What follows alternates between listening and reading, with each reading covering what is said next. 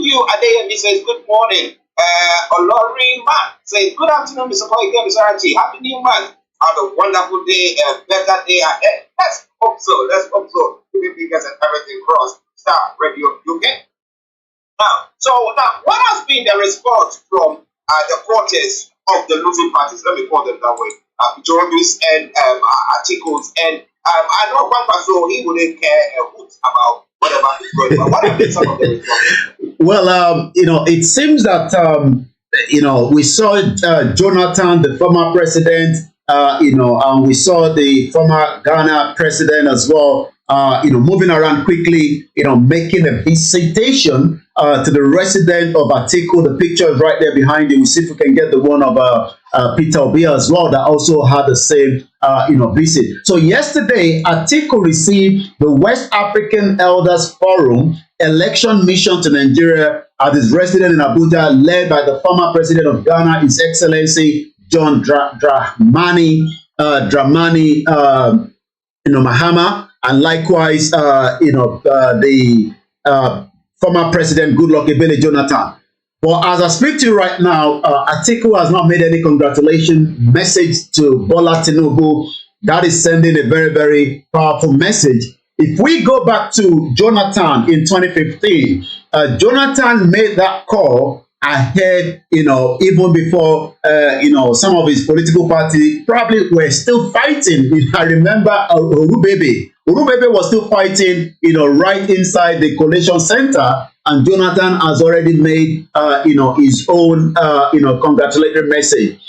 This will probably be something that may be expected from Peter Obi right now, but as I speak to you right now, Peter Obi is not making any congratulatory message yet, so we don't know what will be the next phase of this. But what I can say is, from some of the Peter Obi, I've been following them before keep coming on air.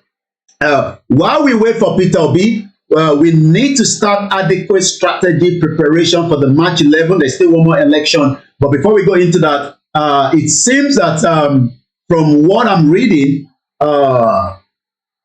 that since Peter Obi has not made that congratulatory message, he's still sending a strong message out there. But already, Tinubu has already made his first speech. After that INEC, announcement at the early hours of this morning. We'll try and see if we can play a snip of that, and then once again we come back again to you in the studio. But this is how INEC chairman in the early hours of this morning was making that announcement. Star Radio UK.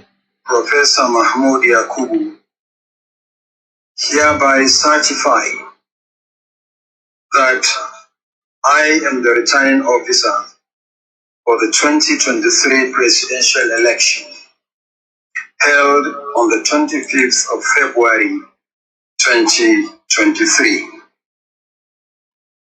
The election was contested. The candidates received the following votes: Imumolen Irene Christopher of A Party, 61,014. Al-Mustafa Hamza of the AA Party, 14,542. Shaure Omoyele Stephen of the AAC, 14,608 votes. Sani Yabagi Yusuf of the ADP, 43,924. Kachuku Dumebi of the ADC, 81,919. Tinubu Bola Ahmed of the APC, 8,794,726. Umiadi Peter Nana Chukudi of ABGA, 61,000. And that is, the announcement there that was coming from the INEC, yesterday at the early hours of this morning. Rather, once again, this is Star Radio UK. I'll come back again to you in the studio. Well, listeners, the discrepancy there is quite a huge one. But acknowledge Landry Lamina says, good afternoon, Mr. Koiki and Mr. Archie, happy new month. The INEC, there is fire on the mountain. Now, you think that the declaration has actually brought fire on the mountain. But tell me, why did they announce the results at dawn? Has it been the way that they do it?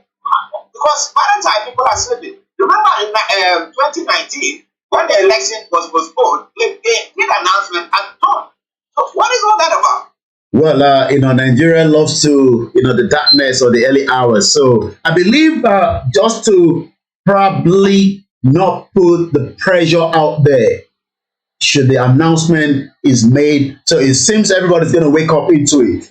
I mean, if the announcement was happening in the broad daylight, probably there might be all kind of, uncertainty.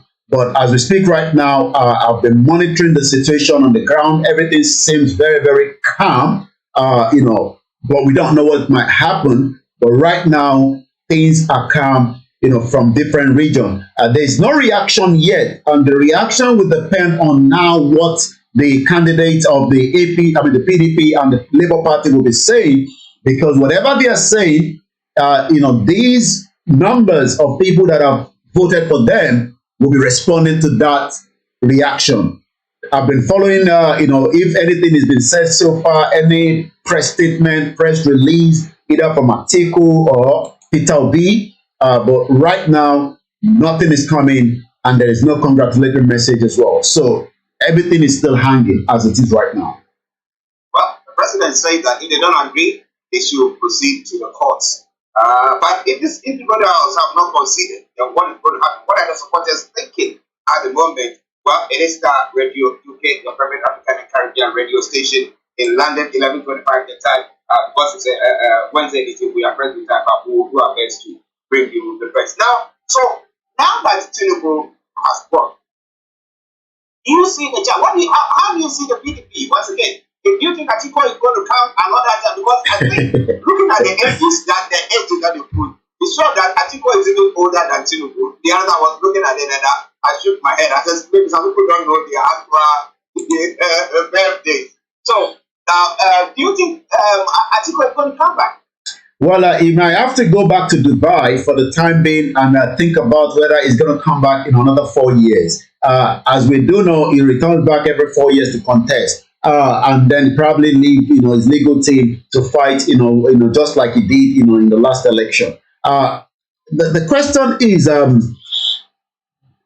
should the two of them have come together? Should Atiku have allowed? But some people say it's good because, especially those, I was listening to, the spokesman of the Biafra, Simon Ekpa, at his Nation broadcast last night. And he's also now saying to those that want his head for bounty of 100,000, maybe this is now time for them to join hands, with him fighting for the Biafra nation that they are campaigning for. I understand that there's a lot of different feelings with the Yorubas because some believe that Tinubu being there now might probably bring the Yoruba nation. I don't think so, because Tinubu is going to be working for Nigeria and he's going to be working under the fraudulent 1999 constitution. That means he has been voted in as a Nigerian president.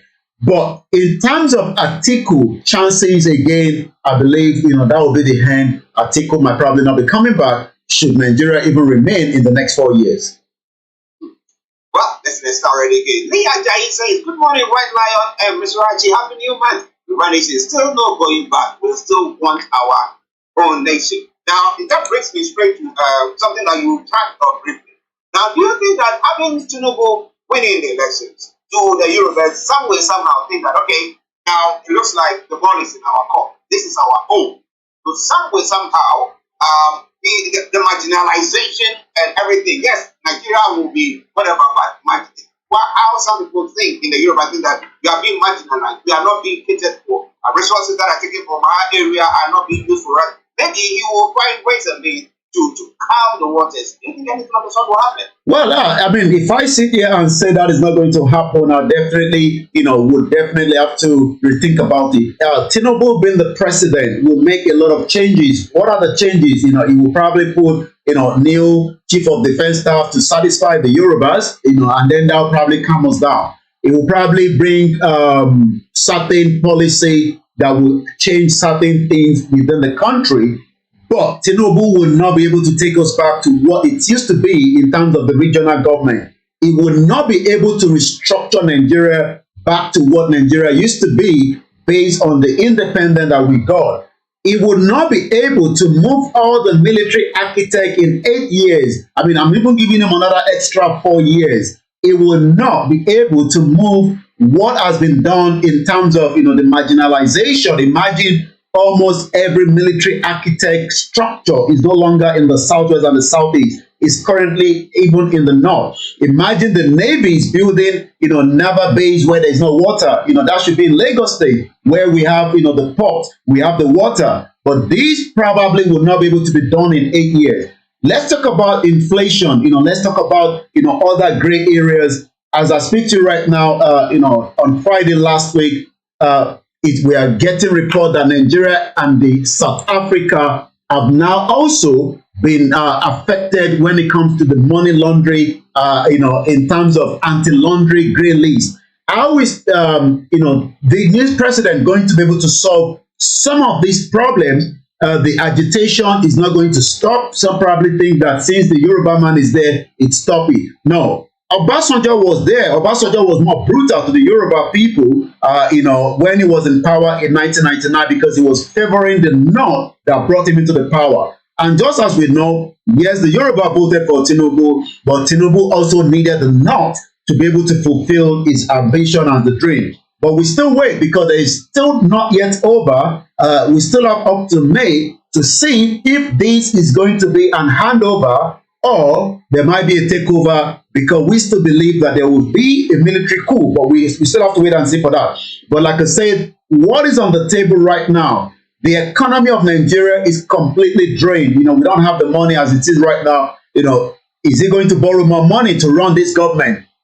Is he going to stop the corruption? Because the reason why the global watchdog says the Africa two biggest economy need to do more to fight financial crime. Even Tinubu himself has got a lot of allegation of financial misappropriation. So if we're having a president that also have this hanging, then what do we talk about? When Buhari was coming in, there was a lot of expectation that corruption would be caught. We now realize that Buhari's wife employed, the brother to manage the means of the money coming out of Nigeria. So the amount of corruption that will start to probably still not come out, because APC will try to protect such, because it's still the same continuity. But in the long run, whatever it is, should Nigeria remain or is going to break up, we will find out. But what a lot of analysis have said is, this government of President Muhammadu Buhari has been one of the most corrupt, and we saw it playing out, where military officers are involved in the malpractice of this election. It has never been happened since 1999. Well, listeners, it's gone at 11:22. We've got a lot to say, but you know what? Because we are pressing time, we'll go back to Yomi for him to bring you the rest of the stories. But this evening, exactly at 18 hours, we have the platform for the next for 2.5 hours. Well, we're going to be digressing into all that is happening. What is at stake? Will Tinubu deliver? Is he going to release Nnamdi Kanu? Is he going to, favor the Yorubas? And then maybe look at the Southeast people and say, no, we are all prepared. And maybe give us the chance to maybe somehow adjust the constitution, the 1999 constitution. Is there going to be anything of the sort? So, if you want to know more, just stay tuned. But Yomi, let me come back to you for the rest of the story. So we're just going to dive into it quickly because of our time constraint. But like you said, later on, the aftermath of the 2023 is going to be the conversation later on on Naija Voices Food. Make sure you join us at 1800 hours. Not much to discuss apart from the reaction Osibajo preside over the federal executive meeting. I'm sure Osibajo, we don't know what is going to be the next phase of him. He won this his polling unit for Tinubu, but it was never used as part of those that was campaigning for Tinubu throughout the election. But as countdown continued, police has banned party supporter from celebrating in Kaduna. I'm not sure why, why they've done so already. Ebonyi Abga governor candidate denies involvement in the monarchy death. Quite a lot of pressure on the other side there as well. And the more other headline, Ogun couple found dead in a room, family suspect the foul play. Journalist remanded for allegedly blackmailing Bauchi governor rather, is also coming into the headline this morning as well. And election that produced Tinubu, the election that produced Tinubu as president is flawed, according to President Muhammadu Buhari, but they believe that if there's any reason for you not to agree with that election, you can take it to the court of law. Atiku Obi, remember peace pledge you signed. So Buhari is now telling them that you signed a peace agreement. Make sure you go according to that peace agreement, but we wait and see. Maybe by the time we come back at 1800 hours, we might have more to say. I'm going to dive straight into the social media. A lot of reaction, is happening on the social media. Hashtag protest is already trending at 116,000, but as I speak to you right now, nothing of such. Obedient is trending at 102,000. The Biafrans have told the Obedient that, trying to bring an Igbo man to be a president is never going to happen in Nigeria. And we can see that it is not yet happening, but it is not yet over. Maybe, just maybe, Peter Obi takes it to court with all the evidence. He might win, but for now, the Biafrans are so happy that they've allowed that election to be conducted without any kind of disruption, but the result is not coming back very good. Femi Falana is also trending.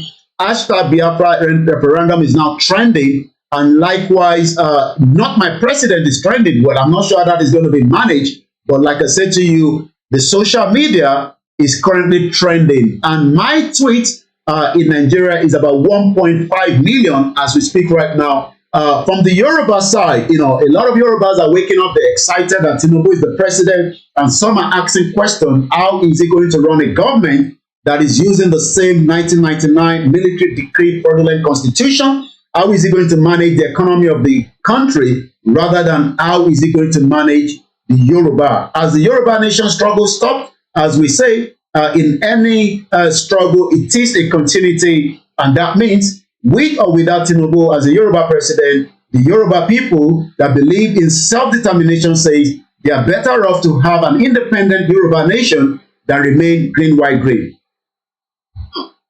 Well, they don't want to remain green, white, green. So what do they want? They want to have a Yoruba nation having their own flags and everything, their own constitution that is going to work for them. Pastor Emmanuel Chidi, good morning to you. Oyekami Juniors, I said, don't talk about Obasanjo. He's not Yoruba. Well. As we did say, this evening is going to happen live. Make sure you join tonight. If you have not joined him before, yes, this evening, let it be your first time. And I tell you that it will be your last time. We want to be on it every Wednesday, 18 hours, British time. We are on there. Tell me before you go. Well, we can't, give a congratulation from here, but we can say that for those that are not happy, because we are for self-determination, so I'm not going to congratulate any congratulatory message. But what I can say is, this is how, we've been talking that, in every situation, Star Radio UK will be there to balance the conversation, and that is exactly what we're going to be continuing to do. But later on, on Naija Voices, you will have the opportunity to call in. If you're going to be for your first time, just make sure you stay tuned till 1800 hours. I leave you in the hands of Archie to continue with the program. I'll be back at 1800 hours for Naija Voices. It is Star Radio UK. It is the finest African and Caribbean radio station in London. All right, then. Yummy, catch up later. Bye-bye for now. Well, listeners, that has been Mr. OLAMILEKAN. I bring you updates from Nigeria. Well,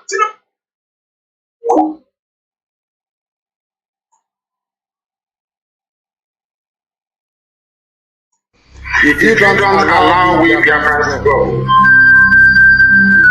that sociological republic of Nigeria will be a worse place than Somalia, and today it is happening. And if you have not applied for your Somalian visa, please try and do so. That's the Somali visa. Try and do so as quickly as possible because the zoo is on the path of destruction. And there is nothing man can do to reverse. Mark today's date and what I'm telling you. Nigeria will be destroyed beyond human comprehension. Impediment to Yoruba development is the impediment to Yoruba development. Without Nigeria, we won't be where we are. 1962, we were far ahead of South Korea and North Korea. We were far ahead of China even. We had television before France. We had radio before South Africa.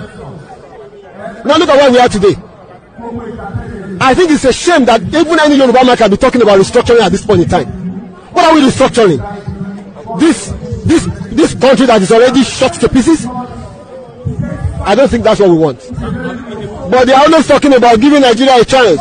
The patience of Yoruba with Nigeria has come to an end. Almighty God, we are suffering. Have mercy. Enough is enough. Oh.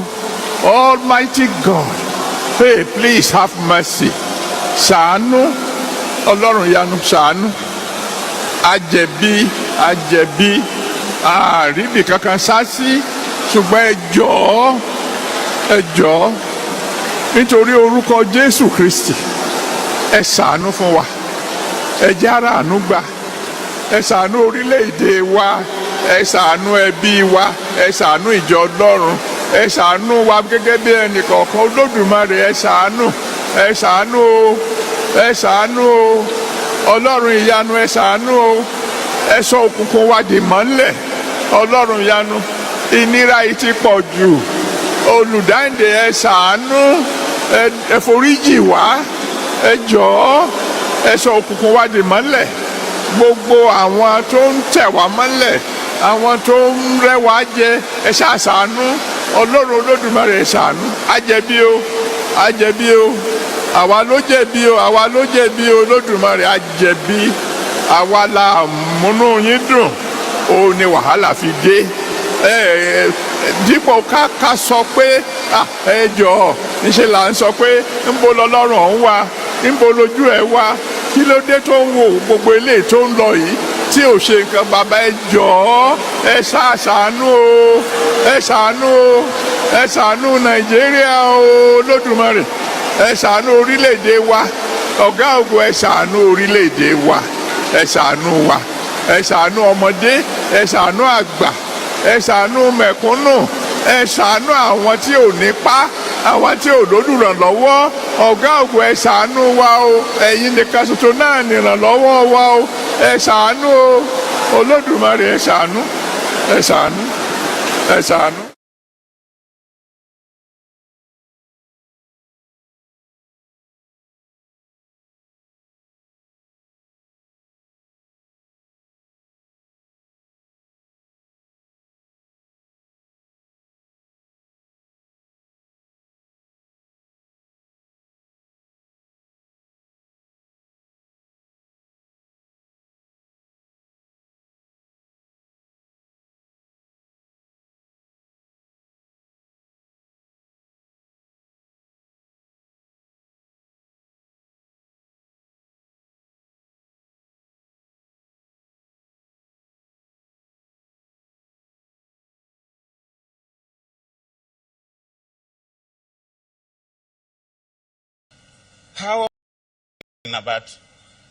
How we've been having this conversation about the unity of Nigeria. And I reflect back at some of the prominent statements made by some of our founding leaders. And I feel that probably this will help us to have a conversation on the Nigerian unity. I just brought four, not to bore you. First, and I quote, not my statement, Nigeria is not a nation. It's a mere geographical expression. There are no Nigerians in the same sense as there are English, Welsh, or French. The word Nigerian is merely a distinctive appellation to distinguish those who live within the boundaries of Nigeria from those who do not. This is accredited to Chief Obafemi Awolowo, the former Prime Minister of the Western region. The second one, and I quote, "It is true that we politicians always delight in talking loosely about the unity of Nigeria. 60 years ago, there was no country called Nigeria. What is now Nigeria consisted of several large and small communities, all of which were different in their outlooks and beliefs. The advent of the British and that of Western education has not materially altered the situation, and the many and varied communities have not knit themselves into a composite unit." This is accredited to Sir Amadu Bello, former Premier of Northern Region. The third, and I quote, "Since 1914, the British government has been trying to make Nigeria into one country, but the Nigerian people themselves are historically different in their backgrounds, in their religious beliefs and customs, and do not show themselves any sign of willingness to unite. The Nigerian unity is only a British intention for the country." They drink, they fornicate, they do all the things that all human beings do. So it's not a question of religion. There's no question of anybody being truly a Muslim there. You know, even I knew a chief judge who was supposed to be leading Muslim prayers, who anytime he came to me in my official residence, would put brandy or whiskey in a mug and be drinking, and they will smoke and all that. So I don't think it's religion. When they started this Sharia, how many of them are obeying the Sharia? How many of them? No, not none of their leaders. So it's not religion per se, but they use religion to deceive people and say Hausas were not Muslims at all. So they say, well, let's give you a superior religion, we'll give you Islam. But that didn't apply to the South, because we've had Muslims in Yoruba land even before 14th century. So truly what we are fighting against, or what is going on, is clash of culture. And civilizations. And civilizations. That's right. Not really the Fulani versus the Igbo or the Fulani versus the Yoruba. No. It's clash of civilizations. Yes, clash of civilizations and clash of cultures. Yes, you're right. That means we have not really integrated as a people. Never. We have never been. So the word the Nigerian people is a fallacy. Is that what you're saying? Yes. Because, again, in those days, you will say, there have always been Igbo markets, Hausa markets in Enugu. There have always been Sabos in Shagamu. But those Sabos were occupied by Hausas. Hausas are peaceful people. We traded in Kola North. We did even the few Fulanis that came with them at that time, when you had a Sabo in Shagamu or in Ibadan here, they would still look for one Fulani man and make him their Seriki. How did the Hausa accept they were subdued. They were subdued. Despite their large number. Yes, they were subdued. Of course, they killed, they ruined, they extirpated their 7 kingdoms. They killed their 7 rulers and took over under the guise of religion. Another thing they used the word corruption. Oh, your people are corrupt. We are saints. Your people are corrupt. They've always used the word corruption to deceive people. But the jihad is over. How come the Hausa man is yet to claim that Hausaness again? It's just now that the efforts we are making in the South have begun to yield fruits. You will be surprised to hear that now in Hausa land, we now have Hausa Christians. Never had that before. Never. You now have Middle Belt Forum that are saying we are not Northerners, we are Middle Belters. We are not Northerners. Don't call us Northerners. Now, when you see a Jukum man or you see a Lantan man and you say you are Hausa or you are Fulani, he will be angry. He may even draw his dagger. Don't call me Fulani. I'm not Fulani. I'm not Hausa. What we did not know until recently is that when you call a Fulani man Hausa, he will be angry. He will say Banzani. Because he knows that I'm superior to Hausa. How can you say I'm Hausa? But before Buhari came to establish his suzerainty over Nigeria, we lumped all of them together for Northerners. And like I wrote some 4 years ago, there's no North. There's no North that we used to know. The North is dead. There's nothing called North anymore. So there's a Fulani now standing on his own. It's standing on its own. There's no more North. If they try any war today, oh God of mercy. The kind of cohesion you had in the army, the military in 1966, will never happen again in this country, if there is a country at all.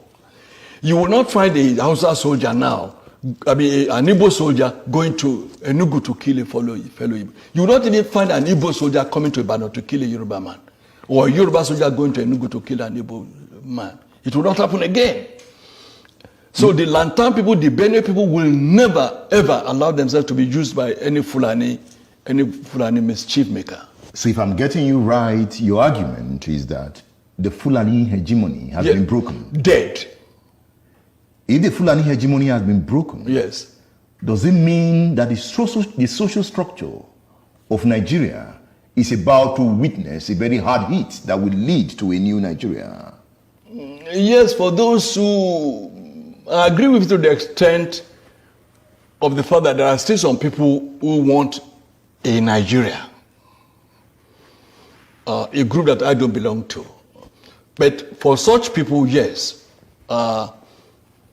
with the weakening of Fulani hegemony, there could be a Nigeria that will integrate the Soba Fulanis, the town Fulanis, and still reconstruct, rebuild, and then have a Nigeria that should be. But I, as a person, as Tola Adeni, believe that it will take probably 1,000 years to change the mindset of a Fulani person, whose philosophy is kill, maim, rape, send away people from their land and let me occupy it. That is the bush Fulani. It is the bush Fulani. Not the town Fulani. Not the town Fulani. And the town Fulani is more in number. No! The town Fulani is less than 1%. How did you get that figure? Oh, go and find out. Let them allow a sense. Who are the Fulani? They're very few. The ones who have in Abuja. Or the few that dot spaces in Sokoto. I'm sure that you know that Sokoto, as we speak, is not a Fulani town. Is it not? No, that's a mistake we make. Zamfara is not a Fulani town. There are more houses in Zamfara than Fulani.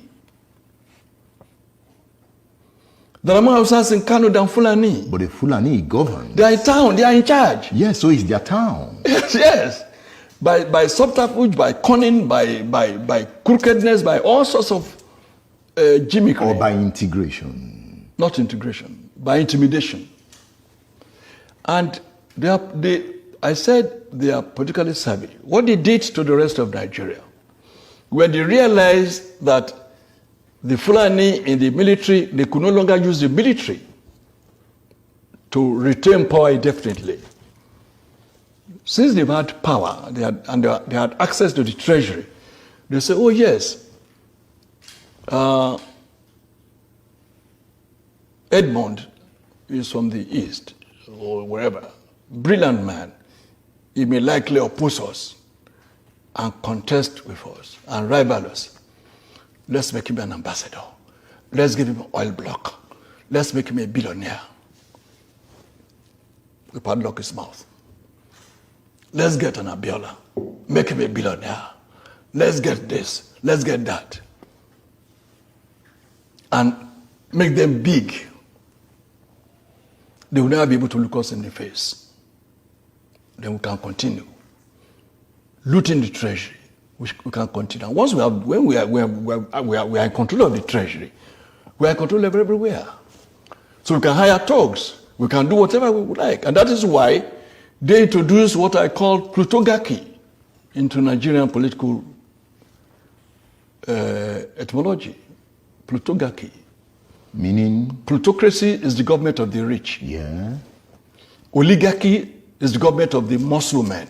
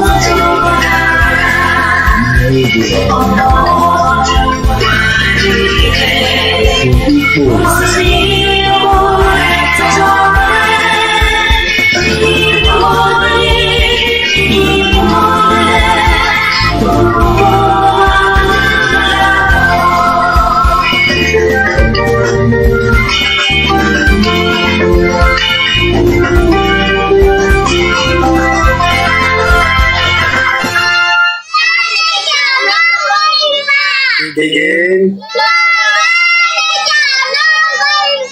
No going back. IGBOHO iṣẹ́ rẹ̀ tẹ̀síwájú. Mr. Koiki ẹ ṣé o, àwọn ọmọ mi ló kí yìí o. Àwọn ọmọ mi ló kí yìí o. Lágbára Ọlọ́run, a máa délé ìrírí o lórúkọ Jésù. Yorùbá nation. Ẹ má ẹ kíyàn kankan intimidate yìí. Ẹ má jẹ́ kí ẹ̀mí yín máa ṣe pé kí ló ṣẹlẹ̀. Ẹ má jẹ́ kí ìrẹ̀wẹ̀sì wá sí yín lára. Ẹ má jẹ́ kí ìbànújẹ́ tí kò sí, ẹ má jẹ́ kó tọ ilé wọ̀nyí. Àwa ọmọ ọkọ Oòduà a ti ń ṣe tí àwọn tí ó yẹ kó ṣe tí wọ́n ṣe. Àwa ọmọ Yorùbá àtàtà tí a dúró tá dẹ̀ ṣì ń dúró pé Yorùbá nation is far better than the green white green flag. Yorùbá nation as a country ó dájú pé ká sì máa jẹ́ identity tí kò ń ṣe tiwa. Yorùbá nation tá à ń polongo ẹ̀ ó sàn ju pé ká compromise fún Bọ́lá Ahmed Tinubu. Yorùbá nation tá gbé dání ó sàn ju àwọn ọba tó wà nílẹ̀ Yorùbá tí wọn ò mọ tó gbé dání sọ́wọ́. Yorùbá nation tá à ń polongo ẹ̀ ó dájú gbogbo nǹkan lọ. So kí lẹ wá ń pariwo pé ẹ ti lose ẹ̀yin ọmọ Yorùbá nation? Kí ló fẹ́ bà yín nínú jẹ́? Kí lẹ fẹ́ jẹ́ kó máa bà yín nínú jẹ́ lórí pé Tinubu wọlé? Tinubu is not representing the Yorubas. He's representing Nigerians and Nigeria as a country. Kò dẹ̀ sí bí a ṣe lè sọ fún yín tó. Yorùbá nation as a country is the best. Nítorí pé even if tó bá feel lọ́kàn ara ẹ pé Yorùbá nation kò ń ṣe the best, Nàìjíríà ò lè fún ẹ nísinmi láíláí. O ò lè nísinmi nínú Nàìjíríà gẹ́gẹ́ bí ọmọ Yorùbá. O ò dẹ̀ lè nísinmi nínú Nàìjíríà gẹ́gẹ́ bí ọmọ Yorùbá tó ń wá ìlọsíwájú. Mo fẹ́ kí gbogbo ọmọ Yorùbá, òtítọ́ kò ń ṣàwọn ọmọ Yorùbá tí inú wọn dùn pé a ti gbé Yorùbá débẹ̀. Ọ̀pọ̀lọpọ̀ ò lè understand in tó ń pè ní nation. Àwọn tó dẹ̀ understand ẹ̀ tó jẹ́ àwọn Yorùbá elite tí wọ́n travel tó ń lọ káàkiri àgbáyé, ó dìgbà tó bá dé international airport, kò ń ṣe Muritala airport ni mò ń sọ, nítorí pé tó bá dé Muritala airport àwọn tó fẹ́ sá lọ bíi tèmi náà ló wà níbẹ̀. Tó bá dé connecting flight tó dé Paris tó bẹ̀rẹ̀ sí ń gbọ́ oríṣiríṣi èdè, wàá máa béèrè lọ́wọ́ rẹ pé èdè wo làwọn eléyìí sọ yìí. Tó bá dé Belgium torí connecting flight débẹ̀, wàá máa béèrè pé ìlú wo ló dé yìí. Tó bá gba Germany kọjá tó dé Frankfurt airport, lára airport tí ìyá mi gbà kọjá so many times, wàá máa tún béèrè pé ìlú wo ló dé yìí. Ìbéèrè tí mò ń béèrè lọ́wọ́ gbogbo ọmọ Yorùbá tó ń dùnnú ni pé ìlú wo gan lẹ wà tó ń jẹ́ Nàìjíríà, ìlú wo gangan ló ń pè bẹ́ẹ̀. Ẹgbọ́n tí bàbá wa Chief Tọ́lá Adéníyì sọ, 1,000 years lè stop Fúlàní kó gbé pẹ̀lú yín tá a bá ṣì wà nínú Nàìjíríà. A lot of us will be dead and gone. Kí ni mo sọ? 1,000 years. Káwá tẹ̀ sọ pé a ti lò 400 years nínú 1,000. Ǹjẹ́ wọ́n rò pé in another 600 years tá a bá ṣì ń gbé pẹ̀lú àwọn Fúlàní? Because a máa jọ gbé nísìnyí. Because election tí ẹ ti lọ endorse ó ti sọ fún Nàìjíríà pé ìwọ àti Fúlàní wọ́n ní right láti gbé ní Lagos State. Ẹ ṣì ń bá ọmọ Ìgbò jà. Àwọn ọmọ Fúlàní tó fi wá gbé láàrin yín mo rò pé tí understand tó ń bọ̀. Ẹ tí lè mọ value ọ̀rọ̀ tá à ń sọ pé ká dá dúró gẹ́gẹ́ bí orílẹ̀-èdè kan ẹ lè understand ẹ̀ nísìn. Ó dìgbà tí Fúlàní bá bẹ̀rẹ̀ sí bí tó ń rẹ̀ sí ní gbogbo àdúgbò káàkiri gbogbo ilẹ̀ Yorùbá ìgbà yẹn lẹ máa mọ̀. Mo sọ fún gbogbo àwọn mídíà wa tó ń pariwo àwọn ọmọ Ìgbò ẹ fi àwọn ọmọ Ìgbò sílẹ̀ for now. Àwọn ọmọ Ìgbò kan ní problem wa. Àwọn ọmọ àlè Yorùbá elite àwọn ló ń kó bá yín lọ báyìí nísìn. Lagos is for Yoruba land but Fúlàní máa gbàbẹ̀ mọ́ yín lọ́wọ́ láìpẹ́. So gbogbo èyí tí ẹ̀ ń wá concern struggle continue regardless of whatever is happening in Nigeria. Yoruba people have spoken. Whether we are 1,000 of us, whether we are 1 million, whether we are less than 500,000. Kódà kó fún wa ní country nínú Nàìjíríà tó jẹ́ 500,000. Àwa tá dẹ̀ believe in Yorùbá nation ká kóra wa síbẹ̀ ká máa ṣèjọba wa lọ. There are countries around the world. But nígbà tó jẹ́ pé níbi tí làákàyè àwọn ọmọ Yorùbá tó ń bẹ nílé tínú wọn ń dùn tó ń wà excited tí ẹ sì fẹ́ máa represent Nàìjíríà. I don't think you understand what you're saying. Ẹ lè understand the magnitude of intenso nítorí pé Nàìjíríà tẹ́yìn sọ yẹn ẹ lè rí ṣe níbẹ̀ ẹ lè rí àṣeyọrí nínú Nàìjíríà. Because Nigeria is not a country. Nigeria is not for the Yoruba people or the indigenous people. It is only in Nigeria that we have 370 different ethnic groups. Wọ́n máa lobby nísìnyí fún position. Ìtìmọ̀. Oh my God. Torí position tí wọ́n fẹ́ lobby fún nísìnyí kò ń ṣe fún gbogbo ọmọ Yorùbá nìkan. Yes. Ó máa kó Yorùbá rẹpẹtẹ sínú different parastatals. But let me remind you that the cabals that understand Nigeria more than us will also be monitoring everything. Mo sọ fún yín pé from the 25th of February, the crisis, the political killing, the court case, the anarchy, gbogbo ẹ̀ ó ti wọlé báyìí nísìn 6 months from the 25th. Because a lot of you that are hoping and having a strong expectation, those expectations will be diminished very, very soon. Just as those expectations was there in 2015 when Buhari came to power. I saw jubilation. Even Sowore was jubilating in 2015. Just as so many Yorubas around the world and the other ethnic groups were jubilating. They were jubilating in the hope that something new has happened to Nigeria. But I'm not sure that people are jubilating because people believe that a fraud has just happened in Nigeria and so many people are disappointed. We told you. Especially those of you obedient and obedient. We told you that the Nigeria that you have put in your energy, we're going to vote them out. Yes, you have done very well by chasing out as many House of representatives. If you like, help me chase Sanwo-Olu out of Lagos State and let us have a Labour Party governor. That is your own cup of tea. It will just make much problem for them as well. They will have the same problem just as Tinubu was having it with Obasanjo in 1999. Because Obasanjo was a PDP while Tinubu was an AD in 1999. Ẹ bá wa lé Sanwo-Olu náà lọ. If you can do that, there will be more problem. So that way, àwọn tó rí wọn pé tó wà nílẹ̀ Yorùbá tá à ń sọ fún pé ẹ lè lé anybody kúrò ní Yorùbá country right now as you remain Nigeria because Tinubu tó lọ ṣe presidency ó ń sọ fún gbogbo èèyàn pé any right láti gbé anywhere under the fraudulent 1999 constitution.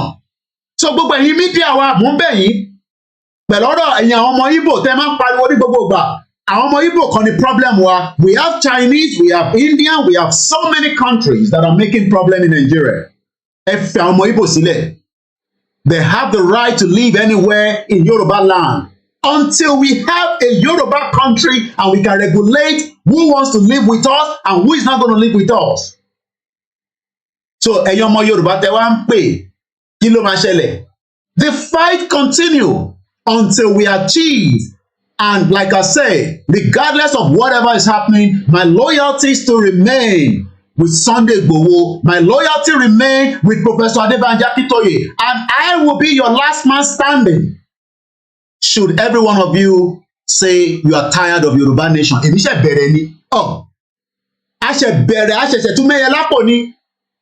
Nítorí pé èmi mọ tó dáa, nítorí pé èmi ti gbé níta for 24 years. Mo mọ tó ń pè ní country, nítorí pé mo ti travel there between the 2015 tí mo ti travel.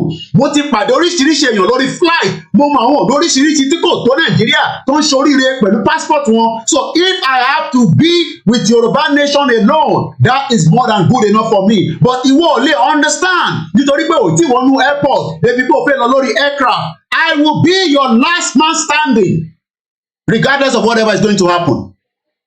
Màá fi mídíà mi, màá fi pa gbogbo yín, ẹ̀yin tí ẹ̀ ní làákàyè, ẹ̀yin tí ẹ̀ mọ tó ń pè ní nation.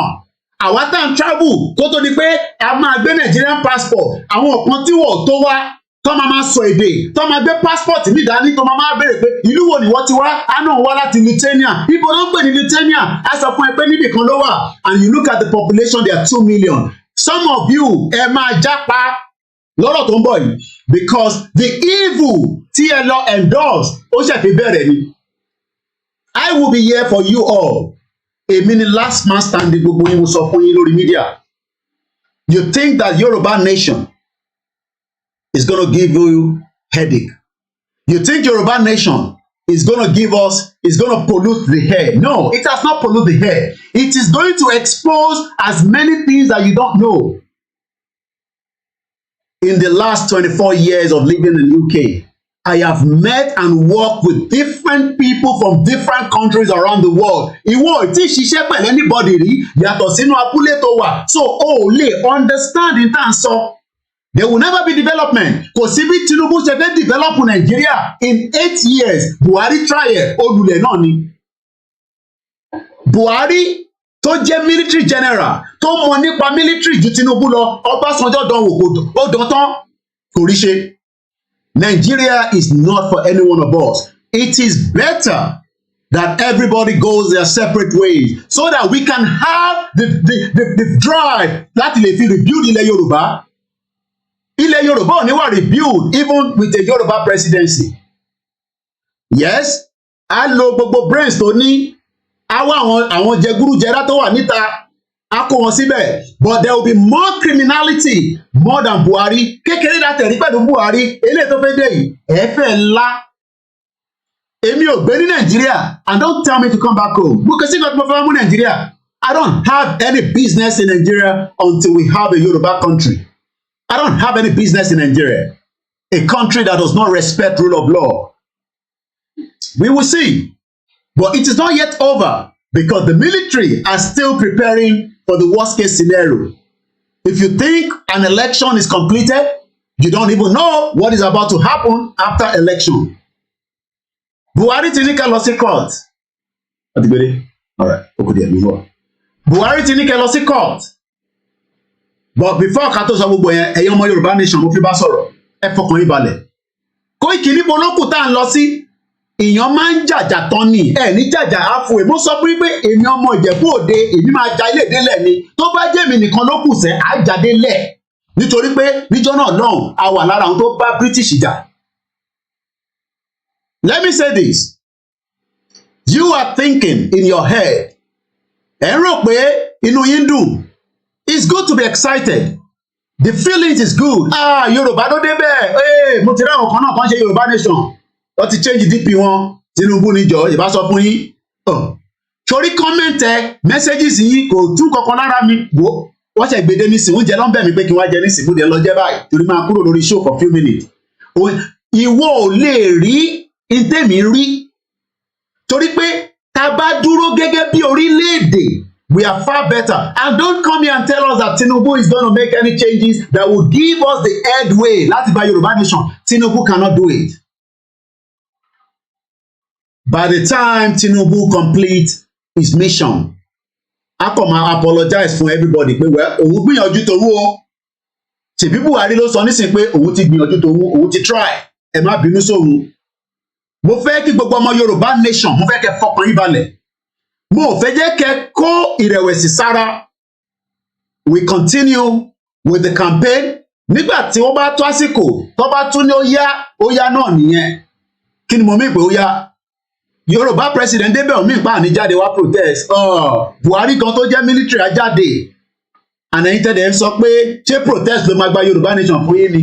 Èmi ti sọ tẹ́lẹ̀, but èmi kọ́ ni mo run mission Yorùbá nation. I am a media. And as a media, my job is to educate you. Because taba ni media pé ó ń educate èèyàn, that is what I'm doing. But ọ̀nà tẹ́mi sọ pé a máa fi lọ, wọ́n ní kò tí tó náà yẹn, kò tí yá, okay fine, no problem. Tẹ́ bá sọ pé ẹ̀ tí fẹ́ ọ̀nà yẹn, no problem. A máa push the narrative of educating you more so that you can understand the more reason. Because ìwọ kúrò nínú Nàìjíríà, àfi tó bá ti kúrò nínú Nàìjíríà ló máa lè rí understanding tí mò ń sọ. Èmi ti gbà sí oríṣi, mo ti lé at least kí n má exaggerate púpọ̀. I have been able to fly out of UK for more than 20 times.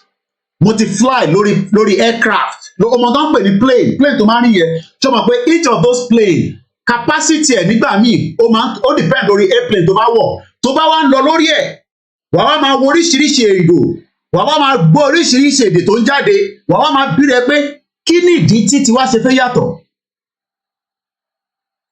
Let us not feel down. Ẹ̀yin tẹ́ wà nílé, ẹ ṣọkàn akin, ẹ múra yín dáadáa. It is just the beginning. Koiki ṣe Yorùbá nation ti tán ni. Yorùbá kódà tá a bá gba country wa sẹ́, a ní right láti tún máa sọ pé anybody including myself tó bá ṣe dáadáa a gbọ́dọ̀ pè lẹ́jọ́. It is still a continuity. We are better off than the green.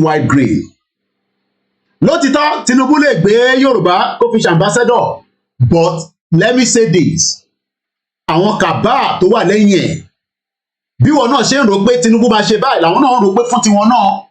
So àwọn náà ó gbọ́dọ̀ balance ẹ̀ ní 50-50 ní. Yorùbá ní kọ́kọ́ ló máa ṣèjọba Tinubu, eléyìí ò ń ṣe Lagos State. We are talking about a whole federation that is already under a fraudulent system. A whole federation that cannot take care of itself. Is that not the reason why we are saying we should break it out? Maybe ẹ̀rí mọ́ terrorism. Ṣé àná la ṣe sọ fún yín pé Nigeria is again in another grey list? Àwa tá wà níta la understand it. Nigeria as it is right now is completely bankrupt. Kò lówó nínú. But tá bá gba nation tiwa, tá dá dúró on our own. Kódà tó bá jẹ́ pé 500,000 ni wá, kọ́kọ́ fún wa ní side ibìkan ní ọ̀nà bí Òkè Ògùn. Kọ́ ní kẹ́lọ́ máa ṣe country tí yín, ká dẹ̀ defend gbogbo bẹ̀. Àwa tá a fẹ́ ṣe Yorùbá nation nìkan ká máa gbé nínú bẹ̀. Ẹ rí ìyàtọ̀. Ẹ lè rí ìyàtọ̀ nínú Nàìjíríà o. Ṣé rí gbogbo ẹ̀yàn ọmọ Yorùbá? Yes, mo like bẹ́ẹ̀ ṣe ń wà ẹ̀ mọ̀ pé mo sọ fún pé mi ò hate Tinubu. So bẹ́ẹ̀ ṣe ń wà excited, tẹ́ ń wà happy, inú mi dùn fún yín, that's fine. Ẹ mọ̀ pé nǹkan wá ń wà tó máa dùn yàn nínú pé a ti sọ fún ẹ̀yàn ọmọ Yorùbá nation pé ìnà Tinubu mo ti rẹ́ ń sọ olú ọmọ náà tó ń jó. Yes, I mean, no, àtayébáyé nìyẹn. Excitement máa ń wà, joy máa ń wà, pain máa ń wà, death máa ń wà, gbogbo ẹ̀ ló wà nínú ayé tá wà nísìn. So some point ìyàn máa wà, inú yàn á dùn, ìgbà kan máa wà kí ló ṣẹlẹ̀, ó ṣẹlẹ̀ accident, kò ń ṣe irú ẹ̀ kó kú, irú àwọn bàbá wèrè ló ẹ̀ kó kú. That is how life is. to the life that we are living. I am happy for you all. Ẹ̀yin náà fight ní pé kí Tinubu débẹ̀, mo kí àròbí mi lọ́bọ̀ ẹ̀ka àbọ̀ sórí ètò. Ẹ̀yin náà fight ní pé kí Tinubu lè dé position nìyẹn. So ó jẹ́ kẹ́ happy, but how long ni happiness yẹn fẹ́ last fún òun ló fẹ́ kẹ́kọ̀ọ́ sílẹ̀ lẹ́nu? How long is it going to last? How long is this happiness, joy, whatever you want to call it, excitement? Mo mọ̀ pé education system yìí ti bàjẹ́, so gbogbo àwọn tí mo ń kọ yẹ ẹ lè kọ́ anyway. So excitement, whatever you want to put into it. How long is this happiness, joy, excitement going to last for? With a question mark. How long is it going to last? Ọdún mélòó ni joy tí à ń dunnú fún, because bá ṣe wà happy nìyẹn nígbà tí Buhari dé. Bínú wa ṣe dùn náà nìyẹn, bí excitement yẹn ṣe wà náà nìyẹn, bí energy yẹn ṣe wà náà nìyẹn. How long ní gbogbo ilẹ̀ Yorùbá lẹ́ni ni mò ń bá sọ̀rọ̀? Gbogbo ọmọ Yorùbá tó ń gbọ́ mi, àti ẹni tí kò kàwé, àti ẹni tó kàwé, àtàwọn politicians wa, àti àwọn ọba wa, àti baálẹ̀, àti ilẹ̀ yẹn gangan. How long ni happiness yìí fẹ́ last fún? Eléyìí tá ṣẹ̀ṣẹ̀ ń dunnú fún nísìn, how long ló máa last? Ṣé ó máa last forever? Àbí is again a short term? Bíyàn bá fẹ́ ṣe business, àbí bíyàn bá fẹ́ ṣe nǹkan kan, láwọn tó mọ òye, because we have a lot of educated people that are educated. Education ò bí pé tùgbà tó bá gbọ́ English o. Àwọn ìyá wa kan wà, wọ́n mọ bó ṣe ń calculate sórí wọn títí dé millions. A ní tó ń pè ní short term, a dẹ̀ ní tó ń pè ní long term. Èwo la ṣì ń lò lọ lọ́wọ́ nísìn? Ṣé short term yẹn là ń lò lọ tínú wa fi ń dùn? Okay, Tinubu lè fún wọn ní owó lẹ́kọ̀ọ́, ẹ lọ ṣe investment sí side ibẹ̀ yẹn, okay?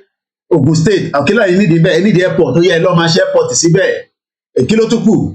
Kaduna náà fẹ́ kankan, kí ló fẹ́ ẹ lọ ṣe síbẹ̀.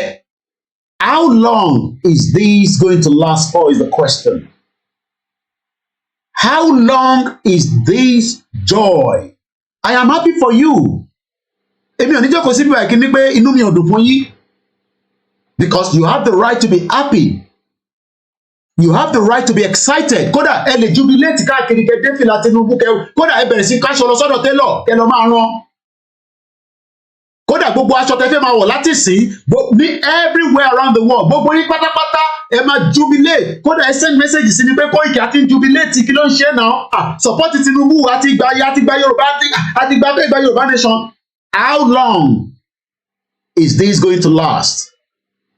Gbogbo ẹni tó bá ti ń bi yín, ẹ̀yin ọmọ Yorùbá nation, ẹ máa bá ń bi wọ́n padà pé ìdùnnú tá a gbé dání yìí, how long? A máa rí ẹni tó bímọ, Ọlọ́run má jẹ́ ká jèrè ọmọ, kábíyèsí Elédùmarè.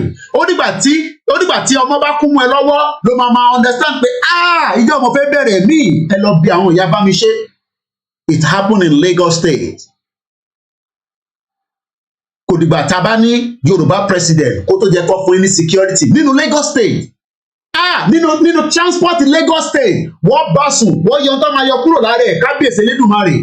Àwọn ìyá tó ti wà in the 70s, in the 80s, ẹ rí i pé wọ́n pàjọ́ ìmọ̀ wọn lára. Níjọ́ tó bí bá mi ṣe, inú wọn máa ń dùn ní. Ìjọ tí wọ́n bí Tolúlọpẹ́ Arótilẹ̀, inú wọn máa ń dùn ní. Pé àwọn bímọ wá sáyé. Bọ̀wọ̀ jẹ́ kí ìjọ yẹn kó last. Jùmọ̀kẹ́ Oyèlékè nínú Lagos State pé a lọ ṣe rally tí kò nídìí pé apààyàn wọ́n dẹ̀ pa Jùmọ̀kẹ́ Oyèlékè kò bá wa ṣe rally. How long? Ẹ wọlé lọ pa Àdògán, ẹ wọlé lọ pa Alhaji Fatai. How long ni joy yìí fẹ́ last fún? Ìbéèrè tí ẹ máa bá ń bi wọ́n nìyẹn. Ní gbogbo platform pátápátá tó bá ti ń sọ pé Tinubu for president ó ti wọlé, ẹ máa bi wọ́n pé how long ló máa last fún? How long? How long? How long? WHOWLONG.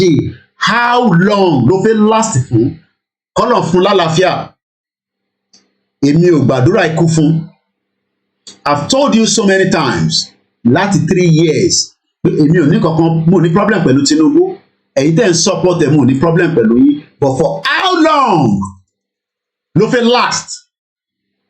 How long? Because à ń rí joy lánàá ní Greece train tó ń kó èrò àti tó ń kó cargo wọ́n gbára wọn òkú sùn lọ rẹpẹtẹ ọlọ́run má jà rìnjọ́ ibi ń pọ̀nà la máa ń sọ how long? Kí la wá ń parọ́ fúnra wa fún? Kí làwọn elite wa wá ń parọ́ fúnra wa tí wọ́n fi ọmọ Yorùbá tó fi ń tan yín? Fáyẹmí ṣetán lẹ́kìtì ó tún sá padà nísìnyí ó ní Tinubu náà ni wàá tún fún náà another minister òun á wà ókè bọ̀ ṣé Èkìtì ṣé Fáyẹmí rẹ́kìtì ṣe àání continuity ní gọ́ọ̀mẹ̀ntì Kóìkì má máa sọ̀rọ̀ bẹ́ẹ̀ oníṣèbí London ló ń gbé ṣèbí tí pátì kan bá wá tó bá ṣe dáadáa tí pátì mi dẹ̀ ti wá àbí the same party continuity náà ni no problem bọ̀ ṣé nínú ẹ̀ náà la máa run eléyìí títí gbogbo àmà darúgbó sínú ẹ̀ how long ni joy yìí? Ṣé àwa prefer green white green? Do we prefer the green white green than holding our own identity? Kí la fẹ́ ta identity wa fún Nàìjíríà? Kí ni ìdí tá ti fẹ́ ta identity wa fún Nàìjíríà when we have the right?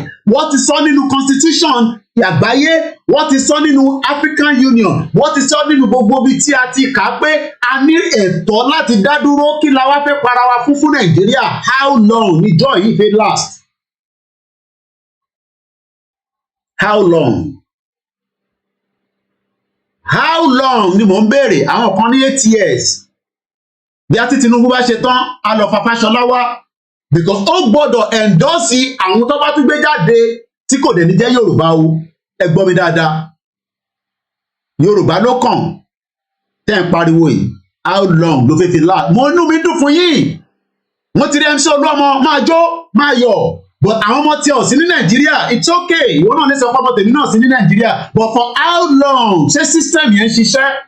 Because tí system bá ṣiṣẹ́ lẹ́kọ̀ọ́ ni kò jẹ́ kẹ́ máa oppress àwọn aráàlú. How long? Kò dìgbà tí Tinubu bá lọ di president, ó jẹ́ kí àwọn aráàlú Èkó ó yẹ kó máa ní benefit of living in Lagos State. But ẹ̀ ń parọ́ mọ́ àwọn Igbo ẹ̀ náà fẹ́ gbalẹ̀. But Tinubu ìwọ ló gbé MC Olúọmọ síbẹ̀ tó ń oppress aráàlú. Kò ń ṣe ọmọ Igbo ló ń oppress aráàlú ṣèbí mi wọ public transport for how long? Àfi tá a bá ń parọ́ fúnra wa. How long is this going to be? So why do we want to sell our birthright again to this contraction known as Nigeria? Oh, Tinubu máa play to the rule of law. Okay, we will wait and see. Maybe tó bá ti announce it finally tó gba position nìyẹn. Bóyá the first thing tó máa ṣe ní pé àbáwá release Nnamdi Kanu by also respecting the rule of law and allow Nnamdi Kanu and allow everybody to continue campaigning for Yoruba nation and Biafra nation without any execution. Gbogbo ẹ̀ la máa monitor for how long? Some of you don't understand what is called a country.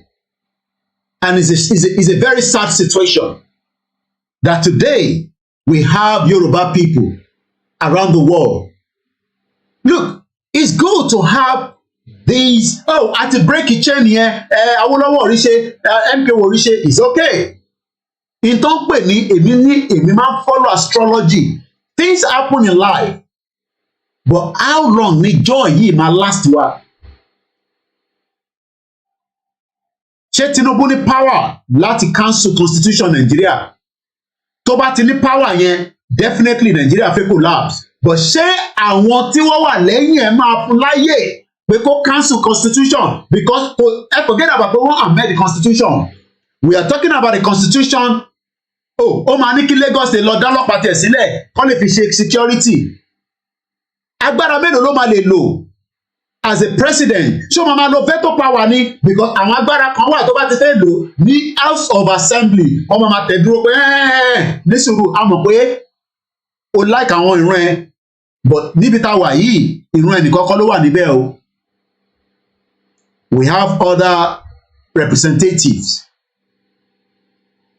So he has a veto power. Presidential order. Ẹ release Nnamdi Kanu ẹ jẹ́ kó máa lọ́lé. Ẹ jẹ́ kó lọ jókòó sínú ilé ẹ̀ kàn fún lọ́lọ́pàá so that kò gbọdọ̀ lọ anywhere tó wà l'Abuja just as Sowore was arrested and left in Abuja for a very long time until the court upheld that. Ẹ̀yin tí ẹ wà nílé tí ẹ ń pariwo Tinubu mọ̀ tó ń pè ní government tẹ́ bá mọ̀ tó ń pè ní government òun náà máa lágbára. Number one, ó lè kọ́kọ́ yọ Inspector General of Police. Àwọn Yorùbá ń pariwo pé kò sí ọlọ́pàá tó jẹ́ IG ẹ bá ń fi Yorùbá síbẹ̀. But for how long ni joy yìí? MixLR is not started. It's on. Okay, I thought somebody was saying MixLR is not on. I was almost like, it's almost 1 hour. Mo kí gbogbo èèyàn wa, ẹ fọkàn balẹ̀. There is still a lot going to happen.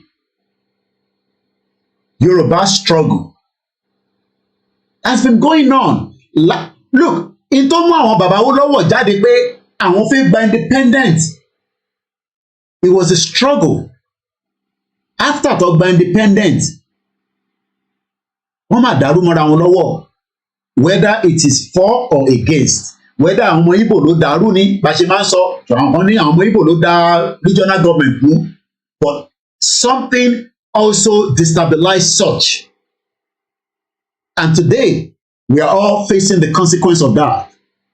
Ìyà tí wàhálà tí wọ́n ṣe tí. Wàhálà tí àwọn bàbá wa ṣe, all their struggles to have a country was destroyed. Imagine the code that Awolowo, Zik, and the rest were traveling to UK. I took you down there to Lancaster House. Ẹ̀yin tẹ́ bá máa débẹ̀, àfẹ́jẹ́ pé ìwọ tó bá ti ń gbé láàrin wa, àbẹ̀ tó ní right láti travel, but you would have to get a visa before you can get there. Some of you do not know what is called the operation of a government.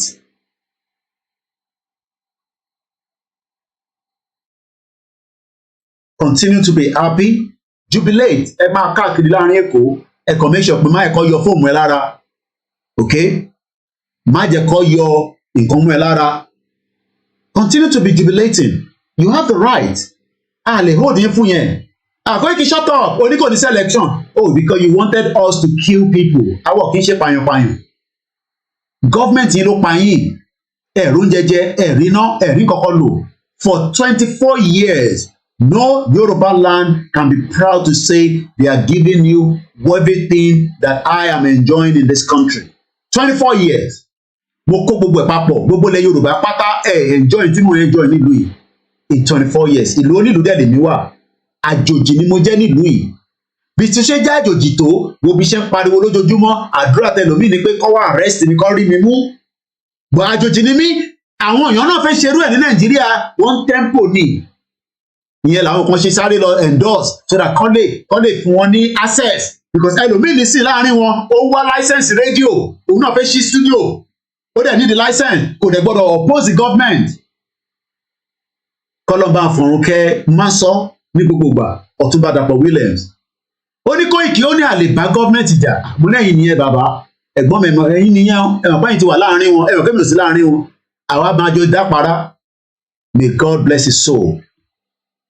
He's no longer with us today. Well known within the Nigerian community, kò sí event number fi ṣe láyé. Ọ̀túnba Dàpọ̀ Williams will be there. Ilẹ̀ Yorùbá má ṣì dàrú báyìí. So those of you that are so happy today, there's no problem. Enjoy those happiness. It is your right. But one thing I can give is, looking at all the statistics, there were less people that went out to vote. Nigeria is falling apart. Now everybody they understand say, Koiki, no, we disagree with you, but this election are fraud. Really? So now you agree with me that the election is fraud. So you think that Tinubu that won on a fraudulent election will not increase its fraudulentity?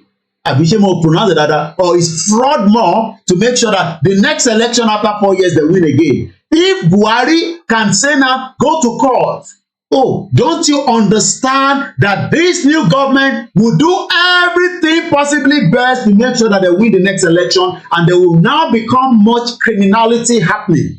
If Buhari that told you he will give you a free and fair election, let everybody go and campaign, but at the back, it was also making it to be fraud.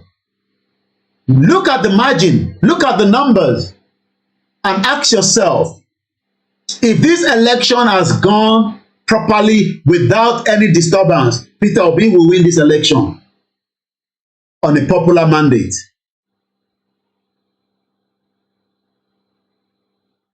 Peter Obi would have won pam pam without anybody.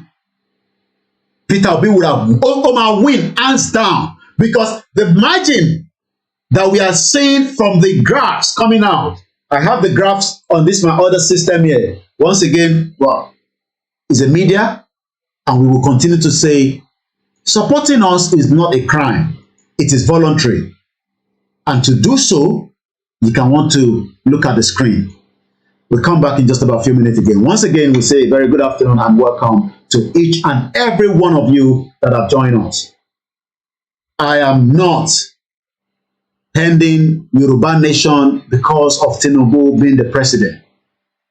I have just started to educate you in English, in our language, my alliance as we have it from our father, and also as an individual, I still believe our strong alliance with the Biafra. You don't have to agree with me. I would rather want to be with the Biafra than want to be with the Chinese. Chinese, kí má sọ tó wà lẹ́nu mi jáde, ẹ jẹ́ n gbé mi padà. Torí Koiki wá ní kó ìwọ náà bá má sọ̀rọ̀ ilé jáde. Go to China and see how Nigerians are being marginalized. So I would rather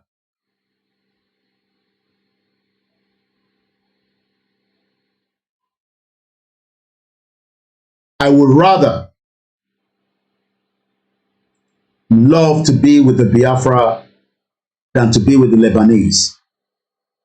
I would rather want to have alliance with the Biafra than have a Fulani at the back of Tinubu. Tinubu has endorsed another Fulani man and a terrorist man. There will be a lot of movement. Edo Magbaduju, only away, Yahoo Tinubu, she can't wait. She just can't wait. Atiku. Baba Atiku.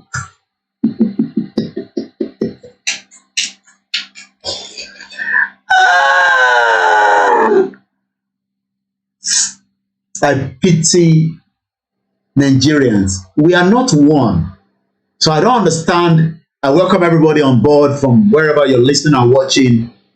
To those of you that are listening to us. Peter Obi, obedient. I hope now you come back home to the Biafra. And those of you, you better leave Nigeria before the straight. Not everybody will japa, forget it. A lot of you will still be Nigerians and you will remain in Nigeria. Don't ask me to come back home. You are trying to run away and you want me to come because I'm fighting for Yoruba nation. I must come back home. I am not coming back home. I am not coming home. I've not traveled to America. Ẹ̀yin tẹ́ wà l'America tí bá rẹ̀ tó máa sponsor mi. Màá lọ ṣe tó yẹ kí n ṣe ní bíbáyìí. Màá dẹ̀ sọ fún yín pé mo ti ready. Ẹ kàn bẹ́ẹ̀ mi ra ticket. Ẹ dẹ̀ fún mi ní hotel tí máa sùn. Koiki wá sùn sọ́dọ̀ mi. Nah, I wanna have an hotel. Bí a ti bá wá ṣe dán l'hotel. Aziz máa wá gbé mi lọ sí Miami nínú ilé ẹ̀. Anybody tẹ́ bá ti ní Koiki ó ti yá. Màá guarantee ẹ ní ticket àti hotel, but tó bá ti ṣe 6 days hotel ó máa wá sùn sílé mi torí hotel máa wá expensive. Màá fìyẹn sílẹ̀ màá wá sí Nàìjíríà. Mad people all over the place. So that you think that as Tinubu is coming, they will not have DSS to arrest a lot of us that are campaigning for Yoruba nation. You think because Tinubu is there, Shetima will not want my head out as quickly as possible. Yoruba nation is no going back. Only go back forward. You have look only right. Koiki wo mama stress me jare je no machine tí mo ṣe lọ. Inflation máa pa yín náà ni. Not only anything ṣe nínú Nigeria. I'm not going to stay long on this broadcast because mo ṣì ń bọ̀ nálẹ̀ fún Star Radio. But I just want us to know that koikimedia, be rest assured, is your platform. We don't discuss anything. Nígbà tá a bá ti ṣe tí wọ́n tán, we come back and be discussing Yoruba nation. Ìta bá fẹ́ lò láàrin tó bá ń sọ àmú á fún yín. But one thing I want us to remember is those that are jubilating did the same thing in 2015. They did the same mistake in 2019. Probably a lot will say things will not be like Buhari. Koiki Kulidabiti Buhari. It's okay. But we have second in command in Buhari, Shetima in line. When Buhari and Osibajo were coming, they gave you Osibajo the star boy. I think they're calling Tinubu now the city boy. Okay. Probably Sheyi Tinubu will become more powerful. He will have more extra security. He will become a big boy. He will be talking to diplomats, you know. He's not going to change anything around Yoruba land. Àwọn kan máa rí látayébáyé nìyẹn, àwọn kan máa rí jẹ nínú ẹ̀. Àwọn ọmọ àwọn tó ń jẹ nínú Buhari, mo sọ pé if I wanted to be part of Buhari's government, láti 2015, I have every opportunity. All I just have to do is kí n má attack his government. Tí bá ti bú Buhari government, then wọ́n fẹ́ fún mi ní badge, press card tí màá fi wọnú Aso Rock. Èmi náà ti di big boy, èmi náà ti ní dollars lákàntì mi, màá ní pounds. Tí bá tẹ̀tí ra lé sínú London, mo lè ní kó bá mi rà sí outside London. But I give glory today.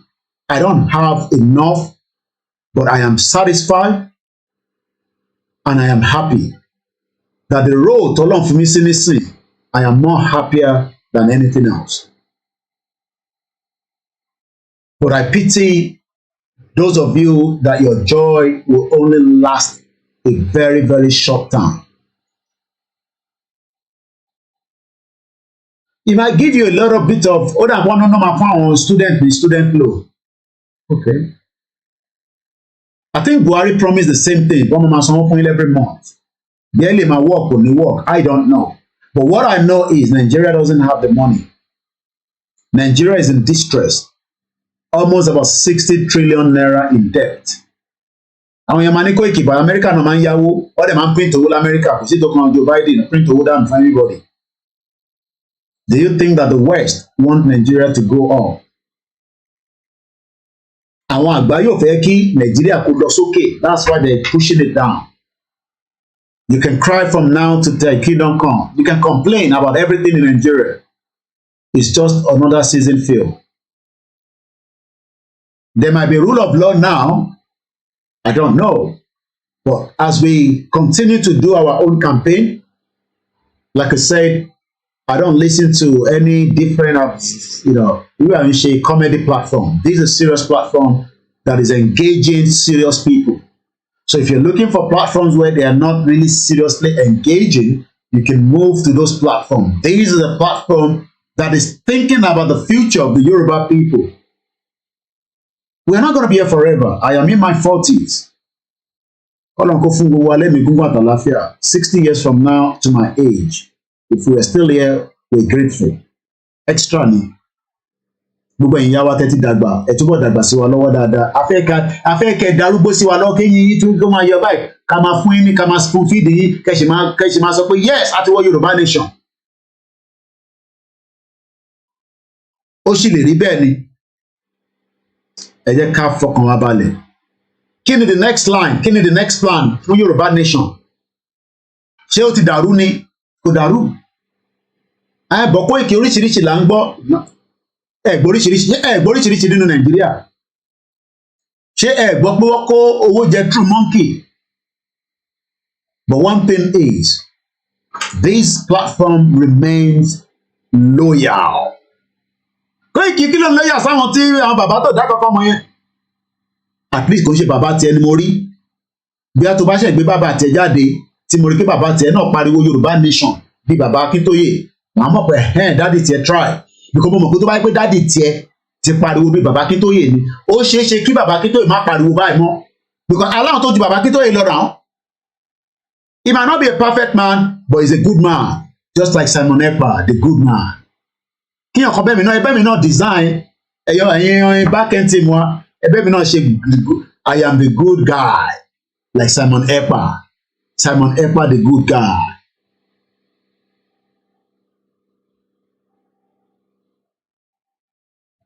Ẹlòmíì lè sìn láti máa lọ káàkiri gbogbo ilé babaláwo báyìí. Hey, Tinubu ti débẹ̀ báwo ló ń ṣe máa rí position tóun ti wá ẹ̀. Ẹlòmíì mọ contract. But all these things in reality cannot work in a country that has different people speaking different languages.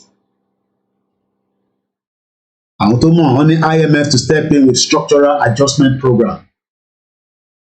The World Bank will start dictating to Tinubu, òkè ó ti wọlé o, tó lówó díẹ̀ lọ́wọ́, mo lówó, but I need problem. Àwọn mọ̀ pé ní problem. Poverty rate is about 130 million or 33 million. Ẹ ṣé gan-an, gbogbo ẹ̀yin tẹ́ ti wọlé, gbogbo yín ni mò ń rí pátá látòkè délẹ̀ tí n bá ti dárúkọ yín gbogbo yín ni mò ń rí. Yes, you are the good guy. Koikimedia the good guy. Àwọn kan ní sọ́tọ̀ oníkànnì selection nílẹ̀ Yorùbá ṣò fẹ́ kí n gbébọn kan máa pa yín. Wọ́n ti ń bẹ̀ mí nísìn látẹ̀ nǹkan pé kí n dìde kí wọ́n jẹun. Ṣé wọ́n rún jẹjẹ? Àwa ń sọ long term investment fúnlẹ̀ Yorùbá. Short term ṣorí gbogbo táyì ṣì ń sọ yìí nísìnyí ọ̀rọ̀ Tinubu yìí short term ni. Long term lèmi sáré ẹ̀. Ó dẹ̀ ti di dandan pé ká gbà á. A dẹ̀ máa gbà á. But àìtí gba country o. Gbogbo yẹn. I don't even want to be going into that conversation anymore because it's irrelevant. Àti àwọn ọdún náà wọ́n gbà àtàwọn tá náà ti gbà gbogbo ọlọ́jọ́ selection lójú ẹ̀. And don't let anybody disturb our mind. Thank you so much, Mr. Clement. I saw your PayPal that you sent to me. And we appreciate every little helps. If you can't send money, just pray for me. That's more than enough. Pé ọwọ́ ayé ò ní mú ẹ Koiki bó ṣe ń ṣe yẹn ọwọ́ ayé because that's what they want. Ó sì sọ the British government dé kọ́ gbé ọgbẹ́dẹ́ Adéyínká grandson kó lè dákẹ́ ìrọ̀lẹ́ pa. Èmi àti UK lájọ nílùú yìí. Èmi àti United Kingdom ìlú tí mo wà yìí àjọ níní. Ẹ mọ kankan. Mo like brother ẹ̀gbọ́n mi kan òye brother mi ǹjẹ́ dárúkọ wọn. UK bẹ́ẹ̀ wọ́n nígbà tó máa dé sí ìlú ìṣògbọ́mọ wa àmọ́ ní mo gbọ́mọ wa nígbà tó ti gbọ́mọ sí bíbá yìí pákéjì nìyẹn. À ń bọ̀sibọ̀sí ìtagbédání kò ṣe criminality mo ò dẹ̀ ń ṣe crime mo ń ṣe criminal ẹ̀yin ni criminal you are all criminal ẹ ṣe gan ìyá mi comfort gbogbo ọwọ́ yín ni máa ń rí gbogbo ẹni tẹ́ máa ń fi mo sọ fún yín tí lẹ́yìn bá ti di tí mo kéré sí Elédùmarè màá lọ sínú àkáǹtì mi èlò ló wà ń bẹ̀ àwọn kan ní kí n lọ wáṣẹ́ mo ò ní láti iṣẹ́ lélẹ̀ tí mò ń jẹ́ ẹ má máa sọ pé kí n lọ wáṣẹ́ I'm a journalist tó kì í tọrọ owó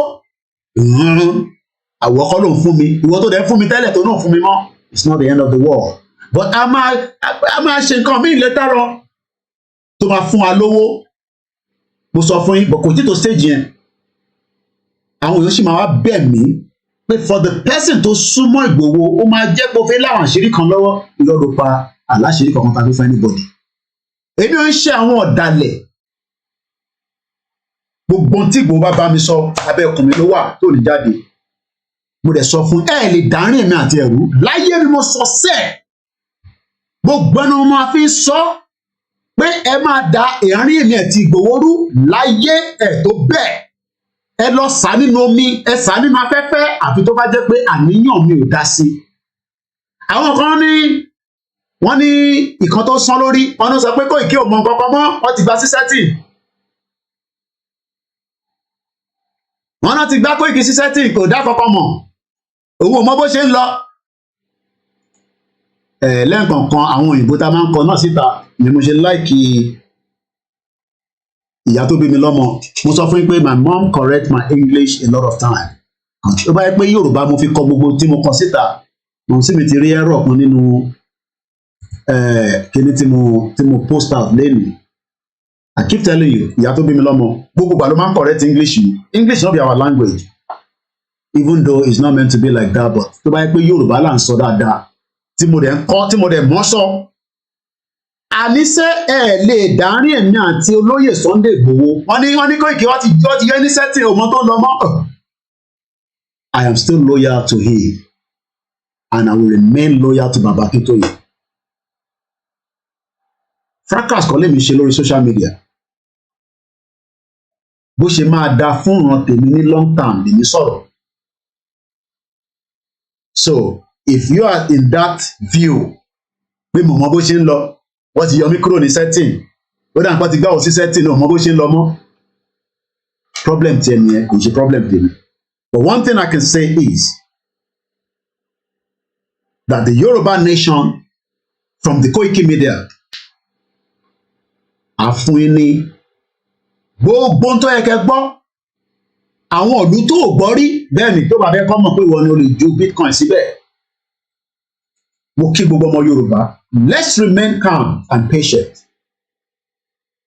Àwa la ní sí àgbẹ̀yìn. The Nigeria you know 3 years ago, àti dàrú, àti fi mídíà bá ti yín jẹ́ fáwọn tí wọ́n fi gbọ́ràn, fáwọn tó ń believe pé there was a country. Ọlọ́run fún wa ṣe, a dẹ̀ dúpẹ́ fọ́lọ́run. Ó tì wá lẹ́yìn, kò padà lẹ́yìn wa. Ó sọ fún wa pé ohun tó ń jáde yìí, ẹlòmíì ò gbọ́n kankan bẹ́ẹ̀ rí láti jọ́ tó ti bí wọn. Mo kí gbogbo ìyá wa, happy new month once again. Ìwẹ̀ tó bá ń ṣe birthday, pọ̀ là ní birthday ìyá wa, mo kí dáadáa ìyá wa Janet Fashaki. Wọ́n fẹ́ destroy ìyá yẹn. Wọ́n fẹ́ destroy ẹ̀. Politician ni, ó ti ṣe kinní kan, ọ̀dàlẹ̀ ni, bla bla bla, blo blo blo. We will be here to stand with every one of them. Mo sọ fún yín, tí ìrírú tèmi rí àbí? Bá wa tọ́ sí mi lára, ṣé tó kàn mí? Because number one, àwọn tí èyí tẹ̀ wá tọ́ sí mi lára yẹn, lè dé stage ibi tèmi dé, kò ṣe pé. It doesn't matter wherever you are. Mo wà ní UK gan sef. Gbé rẹ́kọ̀dì jáde, kémi gbé tèmi jáde. Kájọ fi dára wọn. Gbé rẹ́kọ̀dì jáde, kémi gbé rẹ́kọ̀dì tèmi jáde. Kò wá tún ṣe tèmi nìkan, gbé rẹ́kọ̀dì mọ́mì tiẹ̀ níbikíbi tó bá wà, kémi gbé rẹ́kọ̀dì mọ́mì mi jáde. And you will know that we are not joking. Ẹ̀yin tẹ́ ní rẹ́kọ̀dì. Ní rẹ́kọ̀dì. And I will be that media to deal with every single one of you. Ẹ máa jú, ẹ máa sá.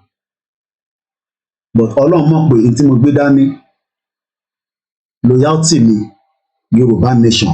Gbọ́ pé loyalty mi Ìgbòho ṣá. N tó bá wùn ní kẹ́ sọ lórí. N tó bá wùn ní kẹ́ sọ sí. N tó bá wùn anybody ní kó sọ sí Ìgbòho. Ṣàmúlẹ̀ ní àmúlẹ̀. Mo dúró ti tán ni, mo sọ fún pé mídíà mi o, àti wọ́ àtẹ̀mí ibikíbi tó bá ń lọ. Koiki ń kó ẹ lọ nígbó ni. Gbé dádì tẹ jáde, kókó wa lọ sínú igbó. Tí òun nìkan ní Yorùbá tó wà nílẹ̀ Yorùbá. Níbo ni gbogbo ọmọ Yorùbá tó kù wà bíi tiẹ̀ tó ju tiẹ̀ lọ? Níbo ni gbogbo ọmọ Yorùbá náà wà? Ẹ fẹ́ gbọ́ pé èèyàn méjì Tinubu bó ṣe wà yẹn, ayé a tún máa já sí because ó mọ ẹni tó ń pè ní Ìgbòho. Ọbásanjọ́ dánwò ó dọ̀tán. Ọbásanjọ́ tó ní agídí ó dánwò ó dọ̀tán pẹ̀lú ọ̀rọ̀ Ìgbòho. Do you know that Ọbásanjọ́ declare Ìgbòho rí as wanted? Tí gbọ́ story yẹn rí. Lọ bèrè tán yẹn. Ó ní Ìgbòho ní Ọlọ́run ló ní ẹ̀mí òun. Ẹ̀mí ò sí lọ́wọ́ anybody. Àwọn ò ní jẹ́ ká mú. Jẹ́jẹ́ mi ni mo ń ṣe Yorùbá nation kó tó di pé Ìgbòho wá. Ó sì máa ń sọ́dọ̀ là ní coordinator. Pẹ́yìn ni. Mo kàn ń wò yín náà ní látòrí bẹ́ẹ̀dì mọ́ látó lélẹ̀ tó ń ta ilé láyà o. Àwọn tó bá ń rántí call yẹn. And he called into my program. And the rest is history.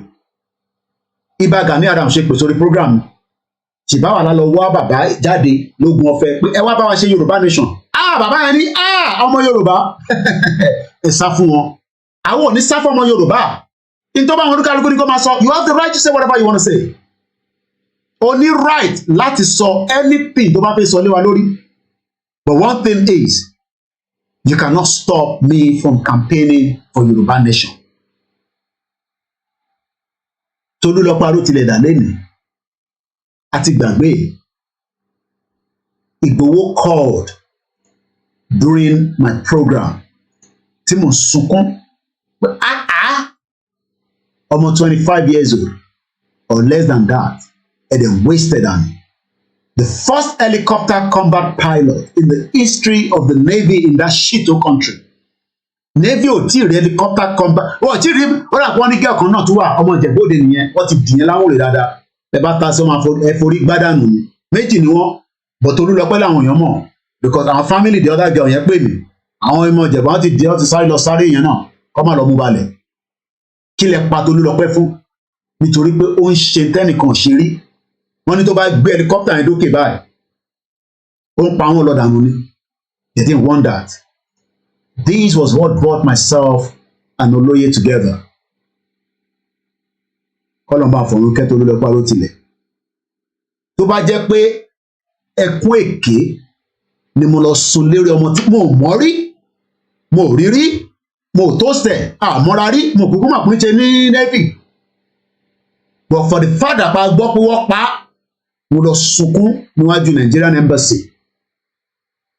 Tó bá jẹ́ pé ẹkún rọ́ ni mo lọ sun òkú ẹ̀ kó máa dájọ́ fèmí àti ẹ̀. Tó bá jẹ́ pé mo kúrò nínú ilé mi tí mo lọ pariwo mọ́ Nigerian government níwájú embassy mi nìkan ó rà pé Gbẹ̀du wá bá mi láìpẹ́ níjọ́ náà náà can't remember. Tó fi dé pé Olóyè pè sórí program ìwọ wá ṣe ń sọ fún mi nísìnyí pé Olóyè ṣe kinní kan mi pẹ̀lú gbogbo nọ́sẹ̀nsì.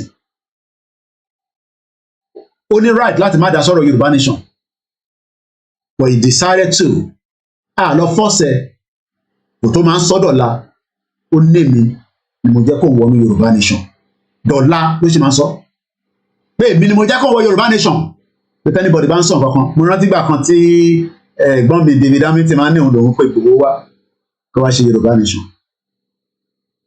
He called into that program kódà mo fẹ́ lè máa dẹni mọ́ ọmọ ta ló ń sọ̀rọ̀ ó ní èmi Ìgbòho ta ló jẹ́ bẹ́ẹ̀ bàbá Ìgbòho láwọn èèyàn pariwo tátátátátátá and I went home to stay with him. Ṣé fọkànbalẹ̀ ẹni tẹ́ wà nílé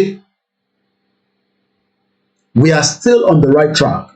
Àwọn tó ń jubilate ẹ má bá wọn jà wọ́n ní right láti jubilate ọmọ Yorùbá ni wọ́n. Mo ní kò ní sí election tó fẹ́ kéèmà dìbò bá tó bọ̀ wọlé kábẹ̀rẹ̀ sí payín ní níjọ́ election day kẹ má bàa ráyè dìbò fún Tinubu. Èèyàn mélòó náà ló dìbò the whole population tó dìbò ní Nigeria a country of 200 million only 20 million people voted and you are excited and you think we are united. Ṣèbí wọn náà wọ̀nyàn gba PVC tó pọ̀ kí ló dé tó lọ dìbò. They could not even get 50 million Nigerians to go and vote. It shows that the country is divided. It shows that the country is no longer strong. It shows that the country unity is diminishing bit by bit. So let me say to Yoruba people, we are on the right track. We have told our governors in the Southwest, whether they agree with us or not, they've had us everywhere. From every movement that gbé lọ sí gbogbo ilẹ̀ Yorùbá. Ṣé pẹ̀lú ṣe báyìí? Àmì bẹ́ẹ̀ ni. They did not believe us. They did not trust that we can do such in Yoruba land by moving the magnitude of messages.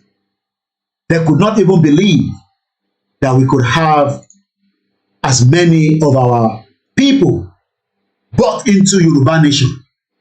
Wọ́n fi dàrú mọ́ wa lọ́wọ́. Wọ́n gbóríṣiríṣi tactics wa. Kò sí tó sọ tán. Kò sí tó pè wá tán. So what are you saying? We have done what has not been done before. Even àwọn Afẹ́nifẹ́re kan nígbà tí mo rí bàbá yẹn tí mo lọ sílé wọ́n ní Kóìkì ní Kóìkì ó yá súnmọ́ mi ọmọ mi àdàtà káre mo sọ fún yín Yorùbá nation làwọn bàbá yẹn fẹ́ kọ́lọ́ máa fọ̀nù kẹ́ ẹ̀gbọ́n mi Odùmákì nígbà tó ní gbogbo àmà jẹun bá àwa náà jẹun fáwọn dẹ̀ ti mọ̀ pé àwọn rárá wọn ni àwọn tí ń jẹun tí wọ́n lọ Koiki ò ní jẹun ní ẹ̀yìn ará lóyìnbó ò ní jẹun ní mò jẹun mo náà ti jẹun kúrò nílé oníjọ Ìgbòho ti sọ pé òun ò jẹun ìwọ náà ló rí jẹun. They are all Yorubas. Yorùbá ní gbogbo wa kọlọba dúró ti ìyàwó wọn pẹ̀lú àwọn ọmọ wọn. We are not one. We can never be one. I understand a lot of you, our elite, you have stake in Nigeria, and it's very, very difficult for you to allow Nigerians or Nigeria to break. Stakeholders. You don't like Igboho, is the face of Yoruba nation. You don't like Baba Akintoye. He has not done well. Different allegation. But you, educated, you sit down in your own comfort zone. Go to your own businesses and you operate. Go to your own workplace and you also become a top guy. While the Yoruba land is being destroyed in our face, a lot of you are selfish. Igboho should not have even joined us.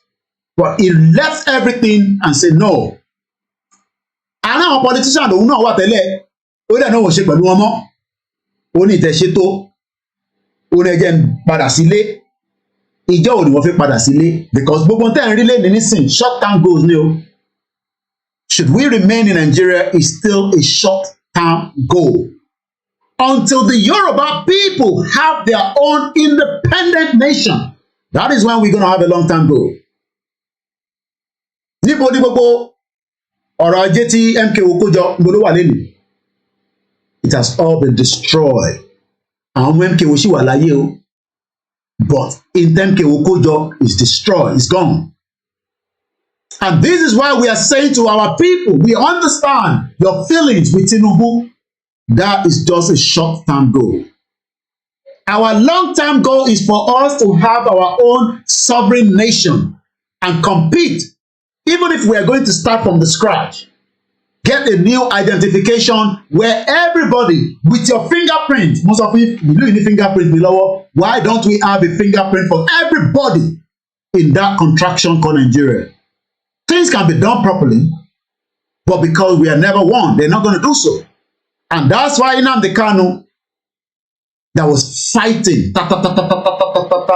we were abusing him. Why did they abuse our people now? They abuse our elders.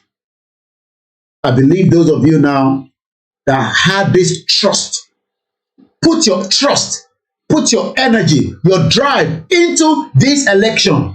I hope you can now change the narrative. Oh, you are still trying to chase them away from the governorship. Okay, try that as well. Oh, you're going to wait for another 4 years. In another 4 years, Tinubu would have perfected more of how to fake results. Imagine in our clear eyes with mobile phone recording, and they are still saying that an election has been done and that's it. Everybody go to court. I pity a lot of you at home. I understand you are waking up this morning feeling neglected, feeling angry, feeling upset. The question then you should ask yourself is, are we still one in this shithole contraction called country called Nigeria? Are we still one? Or should we start thinking, it's not about the leadership. Let us deal with ourselves within each of our own territory, rather than thinking that it's leadership. Even if Tinubu has every reason to do it perfect, can he control every part of Nigeria, or some of your fraudulent governors like Wike that decided to create havoc because he does not want Atiku to become the president?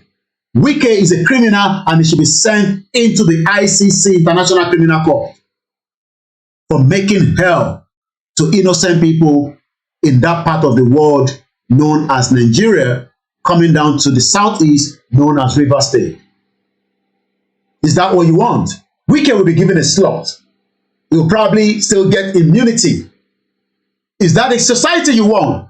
Why not use this same energy and start promoting for probably, if it's a referendum from your own end, those of this energy that you all channel into this election, it has now failed.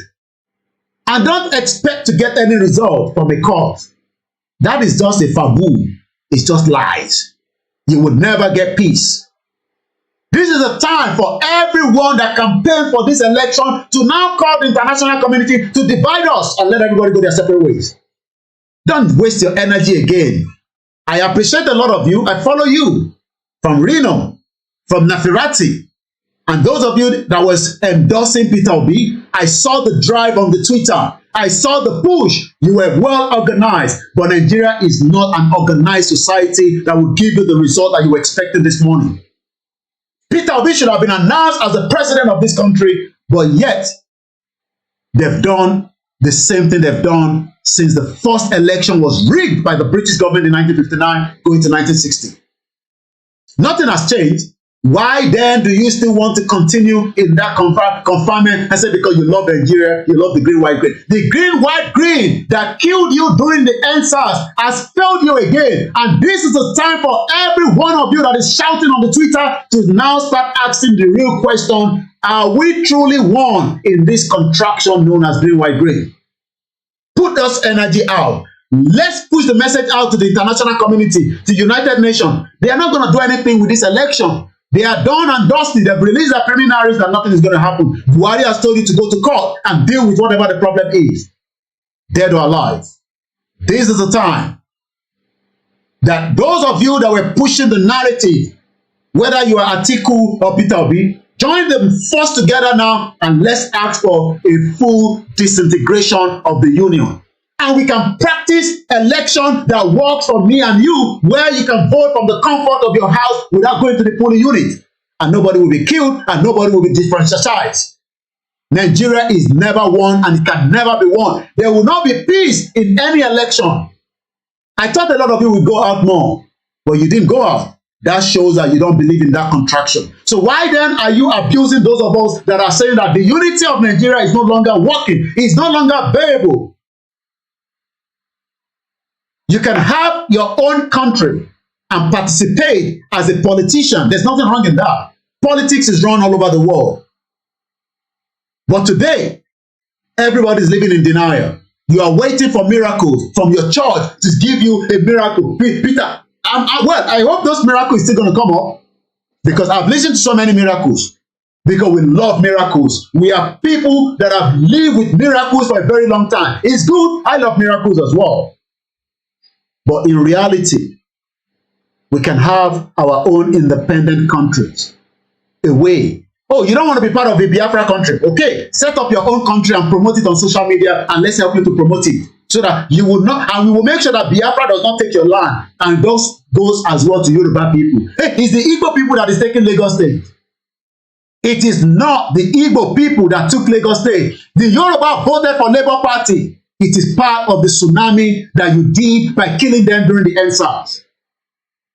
It is time that Nigerians must wake up to reality. The reality that we are not one, we can never be one. You can talk, and hashtag protest, but what we need now is to come back to reality and start asking the real question of the 1914 amalgamation that has given us this bad system. Some of us are enjoying outside, but a lot of you will never see peace and your life will remain uncomfortable. You will never get the freedom. Daddy Yatta is no longer to be found. And the same system is still going into Asoro. Kaduna governor, the criminal, should be in prison. Only God knows where Daddy Yatta is since 2019. Do you think that Kaduna, little finger, will get to Asoro and then they will not protect him from where Daddy Yatta is? Do you know how many innocent Nigerians are languishing in the prison? And yet, we don't know where Wakili is. Wakili left the prison by the support of his criminal. I hope we will not get more Boko Haram coming up very soon, because I know Atiku is bitter and his followers are bitter. Atiku is a Fulani man. We've never had much of Boko Haram and terrorism during this election. I hope it doesn't spring back up. If I don't mention anybody's name, don't be jealous. I just love this my beautiful auntie. I love the name, and I've just come across comments. Apology to the rest of you. I love that name so much. And Yeyoge, there are two of them. I just love those names. So I am not mad with any one of you. Tinubu, enjoy, celebrate, if you like, send me videos, I will not play it, but I'll watch it. Thumbs up. You try for short term, okay? This celebration is short term. Just remember that. And Tinubu is not for Yoruba president, it's for Nigeria under the fraudulent constitution. I'm going to wind down. I know a lot of you want to call, but we'll still have another program. I want this program to be on record that me, Olayomi, Koiki of Koikimedia, 1st of March 2023, Yoruba nation or nothing else. Yoruba nation for life. Yoruba nation, we sleep in, we eat inside it, we drink inside it, and we also encourage as many of you. And support to her is fine. I just hope that you can set up a business with this new government and you start making money. I just hope that you don't still want to run away. Remain in Nigeria now that Tinubu is there. And those diaspora that are supporting Tinubu, I hope you will return back home and help Tinubu government. Don't sit here in UK anymore. UK. Oh, okay, you don't need business to be by. Oh, sorry, okay. Your children doesn't want to go to Nigeria. It's not safe here. So Tinubu needs to stabilize it first. Okay, I understand. Okay, MIT law. Fooling everybody. Not the Yoruba nation supporters, the other side. I pray you will enjoy this for the short term. My name is Olamileka of Koikimedia, bringing the world closer to your doorsteps. I will remain your last man standing. And on that note, as I wind down this broadcast, this is my own speech. Not as the president of Yoruba Nation, but as a media, before anybody have their own speech. I think Tinubu had a small speech. What about the thing gaff? I'll be there, gaff, whatever. Let me just mention names at random.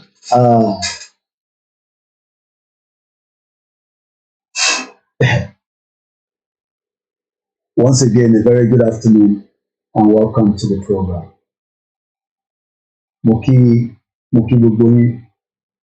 I'm used to any of your comments. I don't have to read it out. If it's negative, it's okay. Look, onje one in kitchen. What if we end broadcast? So my life is far better than millions of you at home. I want the same life for you, but I'm not sure you want the same life. Not every one of you, but majority of you that keep shouting, Koiki, come back home, blah, blah, blah. Your life will never, never, life UK ní 24 years, life and the UK system, I love it so much. I am pleased to be here. I am happy. I am an intelligent guy, the good guy. So, 3 years does not warrant anything from the British government. They know we are fighting for a just cause, but they will not want that just cause to happen now. That's the only difference. UK, but nearly one oppressing through our politicians, and that's all I can say. Thank you once again to each and every one of you that have joined us on this transmission. And we say, Jekomo, as we play our normal video, we end it. I will come back at 1800 hours. Tibak Padawa, because we don't know, because Tibak phone line, I'll control that. As long as they know F language and swearing word, I will open the phone line during Niger Voices at 6 p.m. and we will have conversation. I know a lot of you are saying, Koiki, I beg, change that Niger Voices. I work on that with my producer. We call it maybe Yoruba Voices or something. We work on that.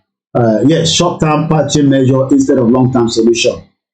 Elédùmarè kó má fi ìran wa sílẹ̀. Gbogbo ẹ̀yin olólùfẹ́ wa látòkè láì yọ ẹnì kankan sílẹ̀, from the YouTube to the MixLR to the Instagram mo ti níyàn kan tó ti bú mi lórí Instagram mo ti block ẹ̀ so ìwọ mo tó wá wò mí fún like mo tó wá wò mí ẹ̀ẹ́dẹ̀ kúrò lórí page mi. I don't make money on my Facebook, but I have a lot of traffic on it.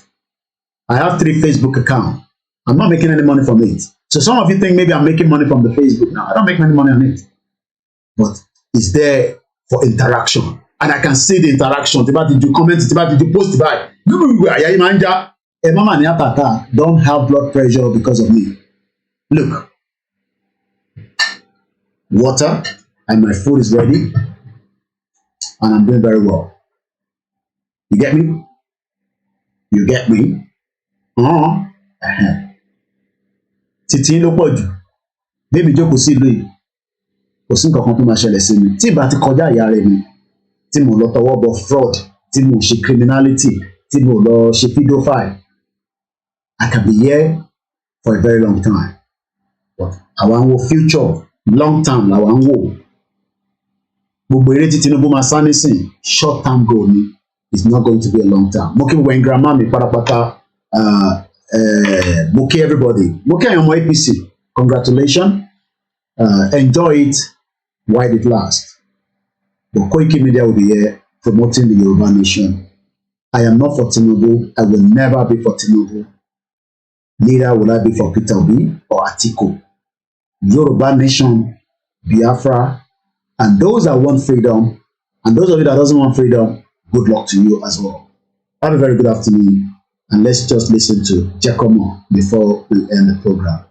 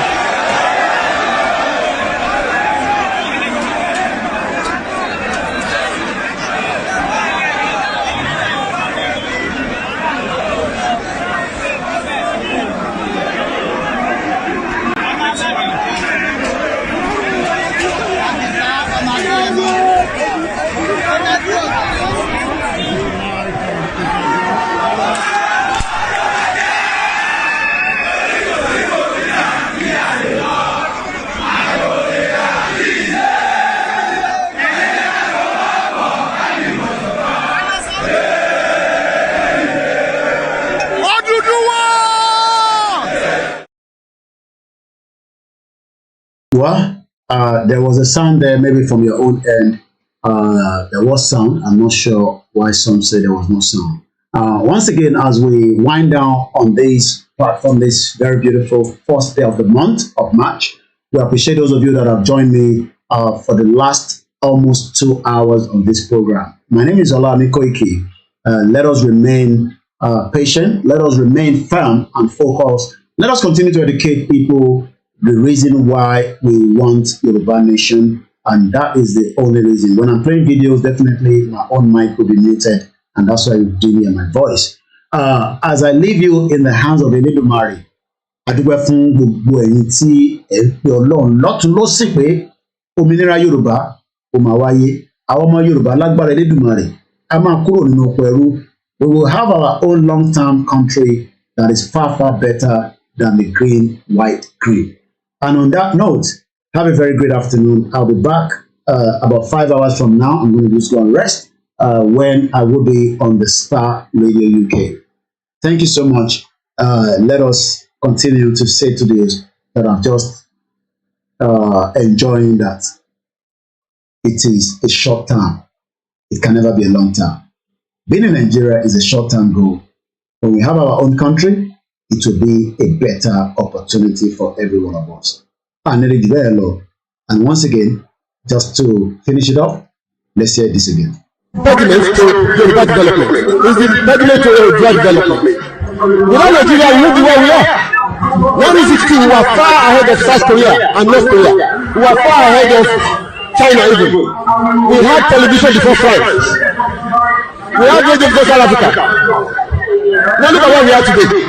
I think it's a shame that even any Yoruba man can be talking about restructuring at this point in time. What are we restructuring? This country that is already shot to pieces? I don't think that's what we want. But they are always talking about giving Nigeria a chance. The process of Yoruba with Nigeria has come to an end. If you don't allow Biafra to go, that zoological republic of Nigeria will be a worse place than Somalia, and today it is happening. And if you have not applied for your Somalian visa, please try and do so. That's a Somali visa. Try and do so as quickly as possible, because the zoo is on the path of destruction, and there is nothing man can do to reverse it. Mark today's date and what I'm telling you. Nigeria will be destroyed beyond human comprehension.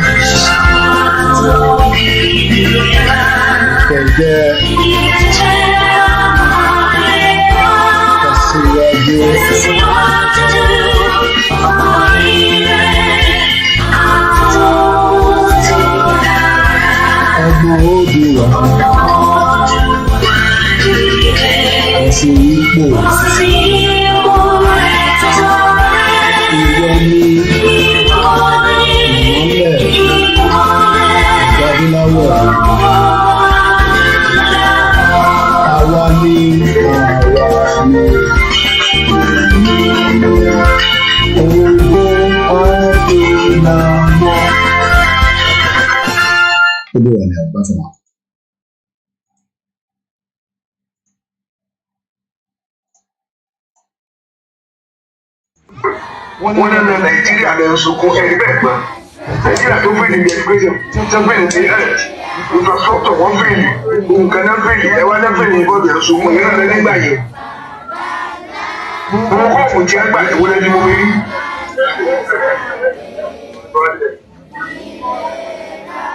I found out once you only one number one ladder. What do you know? I don't know. Thank you so much. 4725.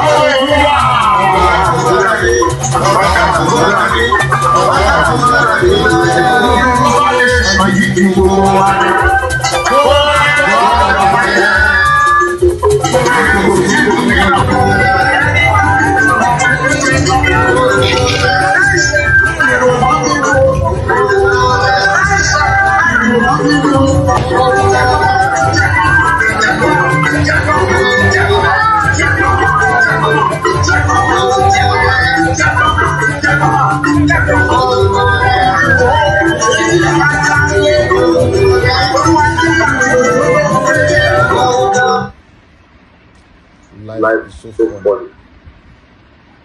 You should come with nothing. Then fight for everything. And later, leave everything and go back with empty hands. God is powerful. Thank you so much, everyone. And that's how far we can go today. I'll be back at 1800 hours, which will be 6 p.m. Local time in UK. That will be 7 p.m. local time in Nigeria. And on that note, we appreciate those of you that join us again.